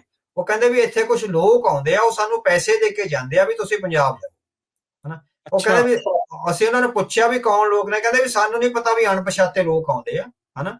ਉਹ ਸਾਨੂੰ ਕਾਫੀ ਸਾਰੇ ਪੈਸੇ ਦੇ ਕੇ ਜਾਂਦੇ ਆ, ਮਤਲਬ ਕਿ 3-4 ਹਜ਼ਾਰ ਰੁਪਈਆ, 5,000 ਵੀ ਟਿਕਟਾਂ ਲਈ ਜਾਂ ਉੱਥੇ ਰਹਿਣ ਲਈ ਉਹ ਸਾਨੂੰ ਦੇ ਕੇ ਜਾਂਦੇ ਆ ਪੈਸੇ, ਵੀ ਤੁਸੀਂ ਪੰਜਾਬ ਜਾਓ, ਇੱਥੇ ਕੰਮ ਨਾ ਕਰੋ, ਪੰਜਾਬ ਜਾ ਕੇ ਜਿਹੜਾ ਹੈਗਾ ਕੰਮ ਕਰੋ। It means behind the scene ਜੇ ਤੁਸੀਂ ਇਸ ਵਰਤਾਰੇ ਨੂੰ ਸੀਰੀਅਸਲੀ ਲਓ ਤਾਂ ਕੋਈ ਜਿਹੜੀ ਹੈਗੀ ਆ ਬਹੁਤ ਵੱਡੀ ਸਾਜ਼ਿਸ਼। ਉਹ ਅਸੀਂ ਦੇਖ ਰਹੇ ਹੈਗੇ ਆ ਵੀ ਡੈਮੋਗ੍ਰਾਫਿਕ ਚੇਂਜ ਸਾਡੀ ਆਬਾਦੀ ਵਿੱਚ ਸਾਨੂੰ ਇਹ ਘੱਟ ਗਿਣਤੀ ਵਿੱਚ ਕਰ ਦੇਣਾ। ਆਪਾਂ ਪਿਛਲੇ ਪ੍ਰੋਗਰਾਮ ਵਿੱਚ ਕਰਿਆ ਸੀਗਾ ਵੀ ਜਿਹੜਾ ਪੰਜਾਬ ਦੇ ਪਾਣੀਆਂ ਦਾ ਹੱਕ ਪੰਜਾਬ ਦਾ ਹੈ। ਜਿਹੜਾ ਭਾਖੜਾ ਬਿਆਸ ਮੈਨੇਜਮੈਂਟ ਬੋਰਡ ਆ, ਉਹ ਭਾਖੜਾ ਪੰਜਾਬ ਦੀ ਧਰਤੀ ਤੇ ਬਣਿਆ ਹੋਇਆ। ਜਿਹੜੇ ਸਮੁੱਚੇ ਭਾਰਤ ਵਿੱਚ ਜਿਹੜੇ 50 ਤੋਂ 60 ਸਾਲ ਪੁਰਾਣੇ ਡੈਮ ਹੈਗੇ ਆ, ਉਹਨਾਂ ਦੀ ਗਿਣਤੀ 950 ਹੈਗੀ ਆ। 950 ਡੈਮਾਂ ਦਾ ਜਿਹੜਾ ਕੰਟਰੋਲ ਆ ਸੰਬੰਧਿਤ ਰਾਜਾਂ ਕੋਲ ਹੈਗਾ। ਕਿਸੇ ਵੀ ਸਟੇਟ ਦੇ ਡੈਮ ਤੇ ਕਿਸੇ ਦੂਜੇ ਰਾਜ ਦੀ ਨਾ ਭਾਈਵਾਲੀ ਆ, ਨਾ ਕੰਟਰੋਲ ਹੈਗਾ। ਸਿਰਫ ਭਾਖੜੇ ਤੇ ਜਿਹੜੀ ਹੈਗੀ ਆ 4 ਸਟੇਟਾਂ ਨੂੰ ਜਿਹੜਾ ਹੈਗਾ ਨਾਲ ਜੋੜ ਦਿੱਤਾ ਗਿਆ, ਹਨਾ। ਸੋ ਉਹ ਇੱਕ ਪੰਜਾਬ ਆ, ਨਾਲ ਰਾਜਸਥਾਨ, ਹਰਿਆਣਾ ਤੇ ਦਿੱਲੀ ਨੂੰ ਜੋੜ ਦਿੱਤਾ ਗਿਆ। ਦੇਖੋ ਤੁਸੀਂ ਸਿਤਮ ਸ਼ਰੀਫੀ ਦੇਖੋ, ਜਿਹੜੇ 3 ਭਾਈਵਾਲ ਆ ਪੰਜਾਬ ਤੋਂ ਬਾਹਰੇ, ਉਹ ਤਿੰਨੇ ਇੱਕ ਥਾਂ ਵੋਟਾਂ ਪਾ ਕੇ ਸਾਨੂੰ ਮਾਲਕ ਨੂੰ ਹਰਾ ਦਿੰਦੇ ਆ। ਜਿਹੜਾ ਪੰਜਾਬ ਮਾਲਕ ਆ ਉਹ ਹਾਰ ਜਾਂਦਾ, ਤੇ ਜਿਨ੍ਹਾਂ ਦਾ ਕੋਈ ਥਾਂ ਹੀ ਨਹੀਂ ਹੈਗਾ, ਜਿਨ੍ਹਾਂ ਦਾ ਰਾਈਪੇਰੀਅਨ ਕਾਨੂੰਨ ਵਿੱਚ ਕੋਈ ਬਣਦਾ ਹੀ ਨਹੀਂ ਹੈਗਾ, ਹੱਕ ਹੀ ਨਹੀਂ ਬਣਦਾ, ਉਹ ਸਾਨੂੰ ਹਰਾ ਦਿੰਦੇ ਹੈਗੇ। ਸੋ ਇਸੇ ਤਰ੍ਹਾਂ ਇਟ ਮੀਨਸ ਇਹ ਸਾਰਾ ਪ੍ਰੋਪੇਗੇਟਡ ਹੈਗਾ ਭਾਖੜਾ ਬਿਆਸ ਮੈਨੇਜਮੈਂਟ ਦਾ। ਸਾਡੀ ਰਾਜਧਾਨੀ ਆ, ਸਾਂਝਾ ਜਿਹੜਾ ਹੈਗਾ ਉਹ ਹਾਈ ਕੋਰਟ ਹੈਗੀ ਆ। ਭਾਰਤ ਵਿੱਚ ਕਿਸੇ ਵੀ ਜਿਹੜੀ ਰਾਜ ਦੀ ਹੈਗੀ ਆ ਸਾਂਝੀ ਰਾਜਧਾਨੀ ਤੇ ਸਾਂਝੀ ਹਾਈ ਕੋਰਟ ਜਿਹੜੀ ਹੈਗੀ ਨੇ। ਇਸ ਲਈ ਜਿਹੜਾ ਆਬਾਦੀਆਂ ਦਾ ਤਬਾਦਲਾ ਹੈ, ਇਹ ਇੱਕ ਸਿਆਸੀ ਸਾਜ਼ਿਸ਼ ਹੈ, ਜਿਹਦੇ ਖਿਲਾਫ ਆ ਜਿਹੜਾ ਪੰਜਾਬ ਨੂੰ ਜਿਹੜਾ ਲਗਾਤਾਰ ਇਹ ਆਪਾਂ ਨੂੰ ਆਵਾਜ਼ ਉਠਾਉਣੀ ਪੈਣੀ ਆ। ਇੱਕ ਤਾਂ ਵੀ ਸਾਡੀਆਂ ਅਸੈਂਬਲੀਆਂ ਲਗਾਤਾਰ, ਚਾਹੇ ਬਾਦਲ ਕੇ ਆਏ, ਚਾਹੇ ਕਾਂਗਰਸ ਆਈ, ਜਾਂ ਹੁਣ ਦਿੱਲੀ ਵਾਲੇ ਲਾਲਾ ਜੀ ਆਏ, ਸੁਖਪਾਲ ਸਿੰਘ ਖਹਿਰਾ ਲਗਾਤਾਰ ਆਵਾਜ਼ ਉਠਾ ਰਹੇ ਆ ਵੀ ਆਪਾਂ ਕਾਨੂੰਨ ਬਣਾਈਏ। ਬਾਕੀ ਸਾਰੀਆਂ ਵਿਧਾਨ ਸਭਾ ਨੇ ਬਣਾਇਆ ਹੋਇਆ, ਉਹ ਸੈਂਟਰਲ ਸਰਕਾਰ ਆ ਜਿਹੜਾ ਨਹੀਂ ਬਣ ਦਿੰਦੀ। ਇਟ ਮੀਨਸ ਆ ਜਿਹੜੀ ਗਲਤ ਹੋ ਰਿਹਾ। ਸੋ ਪ੍ਰਵਾਸੀ ਨੇ ਜਿਹੜੇ ਕੱਲੇ ਉਹ ਸਿਰਫ ਇੱਥੇ ਆ ਕੇ ਆਵੇ ਵਾਸੀ ਨਹੀਂ ਰਹੇ, ਉਹ ਆਪਣੇ ਨਾਲ ਜਿਹੜੇ ਮੁਜਰਮਾਨਾ ਸੱਭਿਅਤਾ ਹੈਗੀ ਆ, ਉਹਨਾਂ ਦਾ ਸੱਭਿਆਚਾਰ ਆ, ਉਹ ਵੀ ਲੈ ਕੇ ਆ ਰਹੇ। ਸੋ ਪੰਜਾਬ ਵਿੱਚ ਕਦੇ ਵੀ ਇੰਨੀਆਂ ਜਿਹੜੀਆਂ ਕ੍ਰਿਮੀਨਲ ਐਕਟੀਵਿਟੀ ਨਹੀਂ ਹੋਈਆਂ, ਚਾਹੇ ਪੰਜਾਬ ਦਾ ਸਿੱਖ ਹੈ, ਚਾਹੇ ਪੰਜਾਬ ਦਾ ਹਿੰਦੂ ਹੈ। ਪੰਜਾਬ ਦਾ ਹਿੰਦੂ ਪੋਲੀਟੀਕਲੀ ਸਿੱਖਾਂ ਦੀਆਂ ਮੰਗਾਂ ਦੀਆਂ ਵਿਰੋਧਤਾ ਕਰਦਾ ਹੋ ਸਕਦਾ, ਉਹਦੀ ਵੱਖਰੀ ਗੱਲ ਹੈਗੀ ਆ, ਪਰ ਪੰਜਾਬ ਦਾ ਹਿੰਦੂ ਕ੍ਰਿਮੀਨਲ ਨਹੀਂ ਆ ਵੀ ਉਹ ਕਿਸੇ ਸਿੱਖ ਦਾ ਬੱਚਾ ਚੱਕ ਕੇ ਉਹਦੇ ਨਾਲ ਰੇਪ ਕਰਕੇ ਉਹਨੂੰ ਕਤਲ ਕਰ ਦੇਵੇ। ਇਸ ਤਰ੍ਹਾਂ ਦੀ ਕਦੇ ਵੀ ਘਟਨਾ ਨਹੀਂ ਵਾਪਰੀ, ਹੈ ਨਾ। ਸੋ ਕਦੇ ਵੀ ਪੰਜਾਬ ਦੇ ਸਮਾਜ ਵਿੱਚ ਹਿੰਦੂ ਸਿੱਖ ਆ ਜਿਹੜੇ, ਠੀਕ ਆ ਪੋਲੀਟੀਕਲੀ ਉਹ ਡਿਮਾਰਕੇਸ਼ਨ ਹੈਗੀ ਆ, ਉਹ ਵੱਖਰੀ ਗੱਲ ਹੈਗੀ ਆ, ਪਰ ਕਦੀ ਵੀ ਪੰਜਾਬ ਦੀ ਸੁਸਾਇਟੀ ਵਿੱਚ ਇਹ ਕ੍ਰਿਮੀਨਲ ਮੈਂਟੈਲਿਟੀ ਵੀ ਕਿਸੇ ਦੀ ਧੀ ਭੈਣ ਨੂੰ ਅਗਵਾ ਕਰ ਲਿਆ ਹੋਇਆ, ਰੇਪ ਕਰ ਦਿੱਤਾ ਹੋਇਆ ਜਾਂ ਮਾਰ ਦਿੱਤਾ ਹੋਵੇ, ਹੁਣ ਤਾਂ 5-5 ਸਾਲ ਦੇ ਬੱਚਿਆਂ ਤੱਕ ਗੱਲ ਚਲੇ ਗਈ। ਅਸਲ 'ਚ ਉਹ ਇੱਕ ਲਾਈਫ ਸਟਾਈਲ ਲੈ ਕੇ ਆਇਆ ਜਿਹੜਾ ਕ੍ਰਾਈਮ ਨਾਲ ਭਰਿਆ ਹੋਇਆ। ਸੋ ਕ੍ਰਾਈਮ ਨਾਲ ਭਰੇ ਹੋਏ ਲਾਈਫ ਸਟਾਈਲ ਨੇ ਪੰਜਾਬ ਦੀ ਪਵਿੱਤਰਤਾ ਨੂੰ ਜਿੱਦਾਂ ਗੰਧਲਾ ਕਰ ਦਿੱਤਾ ਹੋਇਆ। ਸੋ ਇਹਨੂੰ ਇਸ ਤਰ੍ਹਾਂ ਵੀ ਇਹ ਜੜ੍ਹਾਂ ਪੁੱਟੇ ਤੋਂ ਬਿਨਾਂ ਜਿਹੜਾ ਹੈਗਾ ਉਹ ਨਹੀਂ ਆਉਣਾ। ਠੀਕ ਹੈ, ਸਾਨੂੰ ਜਿਹੜੀ ਲੋੜ ਹੈਗੀ ਆ ਉਹਦੇ ਲਈ ਰੈਗੂਲੇਟਡ ਜਿਹੜੀ ਮਾਈਗ੍ਰੇਸ਼ਨ ਆ ਉਹ ਚਾਹੀਦੀ ਹੈਗੀ ਆ। ਸੋ ਆਹ ਨਹੀਂ ਵੀ ਜਿਹੜਾ ਦੇਖਦਾ ਵੀ ਟਿਕਟ ਚੱਕ ਕੇ ਜਿਹੜਾ ਆ ਗਿਆ। ਇੰਗਲੈਂਡ ਵਿੱਚ ਇਸ ਤਰ੍ਹਾਂ ਹੀ ਹੋਇਆ। ਇੰਗਲੈਂਡ ਯੂਰਪੀਅਨ ਯੂਨੀਅਨ ਤੋਂ ਬਾਹਰ ਕਿਉਂ ਆਇਆ? ਇਸੇ ਕਰਕੇ ਆਇਆ ਵੀ ਸਮੁੱਚੇ ਯੂਰਪ ਨੂੰ ਇਹ ਹੱਕ ਮਿਲ ਗਿਆ ਸੀਗਾ ਵੀ ਉਹ ਟਿਕਟ ਕਟਾਓ, ਪੋਲੈਂਡ ਤੋਂ, ਬੁਲਗਾਰੀਆ ਤੋਂ, ਰੋਮਾਨੀਆ ਤੋਂ, ਤੋਂ ਕਰੋਸ਼ੀਆ ਜਿੱਥੋਂ ਵੀ ਲੋਕ ਆਉਂਦੇ ਸੀ, ਜਿਸ ਤਰ੍ਹਾਂ ਅਨਰੈਗੂਲੇਟਡ ਆ ਜਿਹੜੀ ਉਹ ਮੂਵਮੈਂਟ ਆ ਸ਼ੁਰੂ ਹੋ ਗਈ ਸੀ। ਉਹ ਛੋਟਾ ਜਿਹਾ ਮੁਲਕ ਹੈਗਾ ਤੇ ਉਹਨਾਂ ਨੇ ਬ੍ਰੈਕਸਿਟ ਕਰ ਲਿਆ ਵੀ ਯੂਕੇ ਯੂਰਪੀਅਨ ਯੂਨੀਅਨ ਤੋਂ ਬਾਹਰ ਆ ਗਏ ਵੀ ਸਾਨੂੰ ਜਿਹੜੀ ਲੇਬਰ ਚਾਹੀਦੀ ਆ ਅਸੀਂ ਵੀਜ਼ੇ ਤੇ ਲਿਆਵਾਂਗੇ, ਸਾਨੂੰ ਕਿਹੜੇ ਸੈਕਟਰ ਵਿੱਚ ਕਿੰਨੇ ਬੰਦੇ ਚਾਹੀਦੇ ਆ ਉਹ ਰੈਗੂਲੇਟਡ ਹੋਊਗਾ। ਬਿਲਕੁਲ ਪੰਜਾਬ ਵਿੱਚ ਆ ਜਿਹੜਾ ਇਸ ਤਰ੍ਹਾਂ ਹੋਣਾ ਚਾਹੀਦਾ ਹੈਗਾ। ਸੋ ਇਹ ਜਿਹੜੀ ਮੁਹਿੰਮ ਚੱਲੀ ਆ ਇਹਦੇ ਵਿੱਚ ਅਸੀਂ ਸਮਝਦੇ ਹਾਂ ਵੀ ਕਿਸੇ ਖਿਲਾਫ ਨਸਲੀ ਨਹੀਂ ਹੈ, ਸਾਡੀਆਂ ਆਪਣੀਆਂ ਸਮੱਸਿਆਵਾਂ ਕਿਉਂਕਿ ਮੁੜ ਕੇ ਅਸੀਂ ਨਾ ਗੁਲਾਮ ਹੋ ਜਾਈਏ, ਸਾਨੂੰ ਆਪਣਾ ਸਾਡੇ ਭਵਿੱਖ ਦੇ ਬੱਚਿਆਂ ਦਾ ਜੀਵਨ ਆ ਜਿਹੜਾ ਉਹ ਤਬਾਹ ਨਾ ਹੋ ਜਾਵੇ। ਇਸ ਕਰਕੇ ਪ੍ਰਵਾਸੀਆਂ ਦੇ ਖਿਲਾਫ ਆ ਜਿਹੜੀ ਸਾਨੂੰ ਆਵਾਜ਼ ਉਠਾਉਣੀ ਪਵੇਗੀ। ਜੀ ਅੱਛਾ, ਇਹਦੇ ਵਿੱਚ ਇਹ ਵੀ ਗੱਲ ਆਖੀ ਜਾਂਦੀ ਅਵਤਾਰ ਸਿੰਘ ਜੀ ਵੀ ਸਿੱਖ ਵੀ ਬਾਹਰਲੇ ਮੁਲਕਾਂ 'ਚ ਰਹਿੰਦੇ ਆ, ਹੋਰ ਸੂਬਿਆਂ 'ਚ ਵੀ ਉੱਥੇ ਰਹਿੰਦੇ ਆ, ਉਹ ਪ੍ਰਵਾਸੀਆਂ ਦੇ ਹੱਕ ਵਿੱਚ ਭੁਗਤਦੇ ਹਨ। ਇਹਦੇ ਬਾਰੇ ਕੀ ਤੁਹਾਡੀ ਰਾਏ ਆ? ਇਹ ਵੀ ਇੱਕ ਨੈਰੇਟਿਵ ਉੱਥੇ ਚਲਾਇਆ ਜਾ ਰਿਹਾ, ਇਹ ਤਾਂ ਗੱਲ ਕਰ ਰਿਹਾ ਵੀ ਇਦਾਂ ਦੀ ਚੀਜ਼ ਜਿਹੜੀ ਉਹ ਹੋਣੀ ਚਾਹੀਦੀ, ਇਦਾਂ ਦੇ ਬੰਦੇ ਬਾਹਰ ਹੋਣੇ ਚਾਹੀਦੇ ਆ ਵੀ ਇਹ ਚੀਜ਼ ਬਾਹਰ ਜਾਵੇ। ਉੱਥੇ ਫੀਲ ਇਦਾਂ ਦਵਾਈ ਜਾ ਰਹੀ ਵੀ ਜਿੱਦਾਂ ਪਤਾ ਨਹੀਂ ਫੜ ਕੇ ਕੁੱਟਣ ਲੱਗ ਗਏ ਆ। ਹਾਂਜੀ, ਦੇਖੋ ਜਿਹੜਾ ਪਹਿਲਾ ਤਰਕ ਹੈਗਾ ਉਹ ਕਾਮਰੇਡਾਂ ਵੱਲੋਂ ਆ ਰਿਹਾ ਵੀ ਜਿਹੜੇ ਸਾਰੇ ਕਿਰਤੀ ਨੇ ਸੋ ਕਿਰਤੀਆਂ ਨੂੰ ਕਿਤੇ ਵੀ ਜਾਣ ਦਾ ਜਿਹੜਾ ਉਹ ਹੱਕ ਹੈਗਾ। ਜੇ ਸਾਡੇ ਤੇ ਲਾਇਆ ਜਾਂਦਾ ਦੋ ਸਿੱਖਾਂ ਤੇ ਵੀ ਸਿੱਖ ਵੀ ਬਾਹਰਲੇ ਮੁਲਕਾਂ ਵਿੱਚ ਗਏ ਨੇ। ਮੈਂ ਪਹਿਲੇ ਸਵਾਲ ਦੇ ਜਵਾਬ 'ਚ ਕਿਹਾ ਵੀ ਜਿਹੜੇ ਉਹ ਪ੍ਰਵਾਸੀ ਆ ਰਹੇ ਆ ਉਹ ਕ੍ਰਿਮੀਨਲ ਮੈਂਟੈਲਿਟੀ ਔਰ ਕ੍ਰਾਈਮ ਦਾ ਜਿਹੜਾ ਸੱਭਿਆਚਾਰ ਆ ਉਹ ਲੈ ਕੇ ਆ ਰਹੇ ਆ। ਜਿਹੜੇ ਸਿੱਖ ਨੇ ਜਿਹੜੇ ਗਏ ਪੰਜਾਬ ਤੋਂ ਬਾਹਰਲੇ ਮੁਲਕਾਂ ਵਿੱਚ, ਸਾਡਾ ਕਿਸੇ ਦਾ ਵੀ ਲੀਸਟ ਕ੍ਰਿਮੀਨਲ ਐਕਟੀਵਿਟੀ ਸਿੱਖ ਕੌਮ ਐਜ਼ ਏ ਨੇਸ਼ਨ ਤੁਸੀਂ ਦੇਖੋ ਵੀ ਦੁਨੀਆ ਵਿੱਚ ਹੋ ਸਕਦਾ ਵੀ ਸਭ ਤੋਂ ਸ਼ਾਂਤੀ ਪਸੰਦ ਆ ਜਿਹੜੀ ਤੇ ਸਭ ਤੋਂ ਲੀਸਟ ਜਿਹਦਾ ਜਿਹੜਾ ਸੋਸ਼ਲ ਕ੍ਰਾਈਮ ਦੇ ਮਾਮਲੇ ਵਿੱਚ ਆ ਜਿਹੜਾ ਉਹ ਹੈਗਾ ਸਿੱਖ। ਇੱਕ ਤਾਂ ਰੈਗੂਲੇਟਡ ਵੀਜ਼ੇ ਦੇ ਰਾਹੀਂ ਜਾਂਦੇ ਆ ਸਿੱਖ, ਹਨਾ। ਉਹ ਠੀਕ ਹੈ, ਜਿਹੜੀ ਇਲੀਗਲ ਮਾਈਗ੍ਰੇਸ਼ਨ ਆ ਬਾਹਰਲੇ ਮੁਲਕਾਂ ਨੂੰ ਉਹ 1% ਹੋਊਗੀ ਲੀਗਲ ਮਾਈਗ੍ਰੇਸ਼ਨ ਦੇ ਮੁਕਾਬਲੇ, ਹਨਾ। ਸੋ 1% ਵਿੱਚ ਵੀ ਸਾਰੇ ਸਿੱਖ ਨਹੀਂ ਜਾਂਦੇ, ਪੂਰੀ ਦੁਨੀਆ ਤੋਂ ਚਾਈਨੀਜ਼ ਆ, ਕੰਗੋਲੀਜ਼ ਆ, ਸਾਊਥ ਅਮਰੀਕਾ ਤੋਂ ਮਤਲਬ ਕਿ ਤੇ ਅਫਰੀਕਨ ਕੰਟਰੀ ਚੋਂ 1 ਜਾਂ 2% ਆ ਜਿਹੜੀ ਮਾਈਗ੍ਰੇਸ਼ਨ ਉਹ ਹੋ ਰਹੀ ਹੈਗੀ ਆ। ਸੋ ਕਿੰਨੀ ਘੱਟ ਹੈਗੀ ਆ ਮਾਈਗ੍ਰੇਸ਼ਨ ਜਿਹੜੀ ਹੈ। ਸੋ ਦੂਸਰਾ ਇਹਨਾਂ ਮੁਲਕਾਂ ਵਿੱਚ ਇਹ ਹੈਗਾ ਵੀ ਜੇ ਕੋਈ ਕ੍ਰਿਮੀਨਲ ਐਕਟੀਵਿਟੀ ਕਰਦਾ ਫੜਿਆ ਗਿਆ, ਪਹਿਲਾਂ ਤਾਂ ਸਜ਼ਾ ਮਿਲ ਗਈ ਤੇ ਫਿਰ ਡੀਪੋਰਟੇਸ਼ਨ ਆ ਜਿਹੜੀ ਹੋਏਗੀ। ਹੁਣ ਤੁਸੀਂ ਦੇਖੋ ਪੰਜਾਬ ਪੁਲਿਸ ਦੇ ਪਿਛਲੇ 1 ਹਫ਼ਤੇ 'ਚ ਕਿੰਨੇ ਕੇਸ ਆਏ ਆ। ਪੰਜਾਬ ਪੁਲਿਸ ਵਾਰ-ਵਾਰ ਪੰਜਾਬੀਆਂ ਨੂੰ ਧਮਕਾ ਰਹੀ ਆ ਤੇ ਪ੍ਰਵਾਸੀਆਂ ਦੀ ਮਦਦ ਕਰ ਰਹੀ ਹੈ।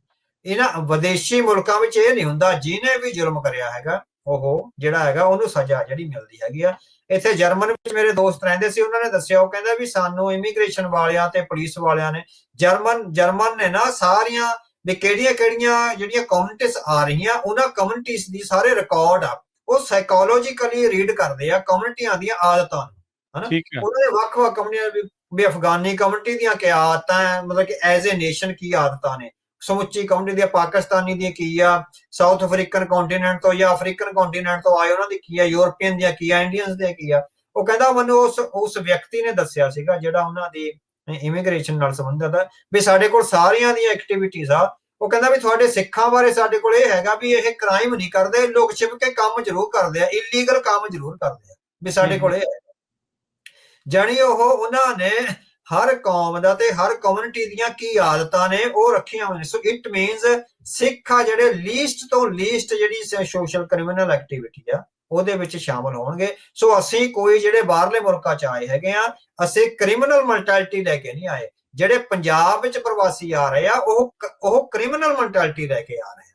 ਉਹਨਾਂ ਦਾ ਕੰਮ ਰੁਜ਼ਗਾਰ ਘੱਟ ਹੈਗਾ, ਉਹਨਾਂ ਦਾ ਕੰਮ ਚੋਰੀ ਕਰਨੀ, ਡਾਕੇ ਮਾਰਨੇ ਤੇ ਬੱਚੀਆਂ ਦੀ ਬੇਪਤੀ ਕਰਨੀ, ਚੇਨ ਲਾ ਲਈ, ਕਿਸੇ ਦੀਆਂ ਵਾਲੀਆਂ ਲਾ ਲਈਆਂ, ਕਿਸੇ ਦਾ ਮੋਬਾਈਲ ਖੋਹ ਕੇ।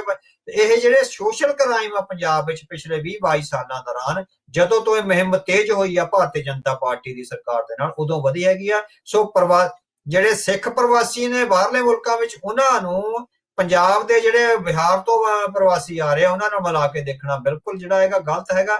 ਅਸੀਂ ਲੀਸਟ ਸੋਸ਼ਲ ਕ੍ਰਾਈਮ ਵਿੱਚ ਸ਼ਾਮਲ ਆ ਤੇ ਉਹ ਮੋਸਟ ਸੋਸ਼ਲ ਕ੍ਰਾਈਮ ਵਿੱਚ ਸ਼ਾਮਲ।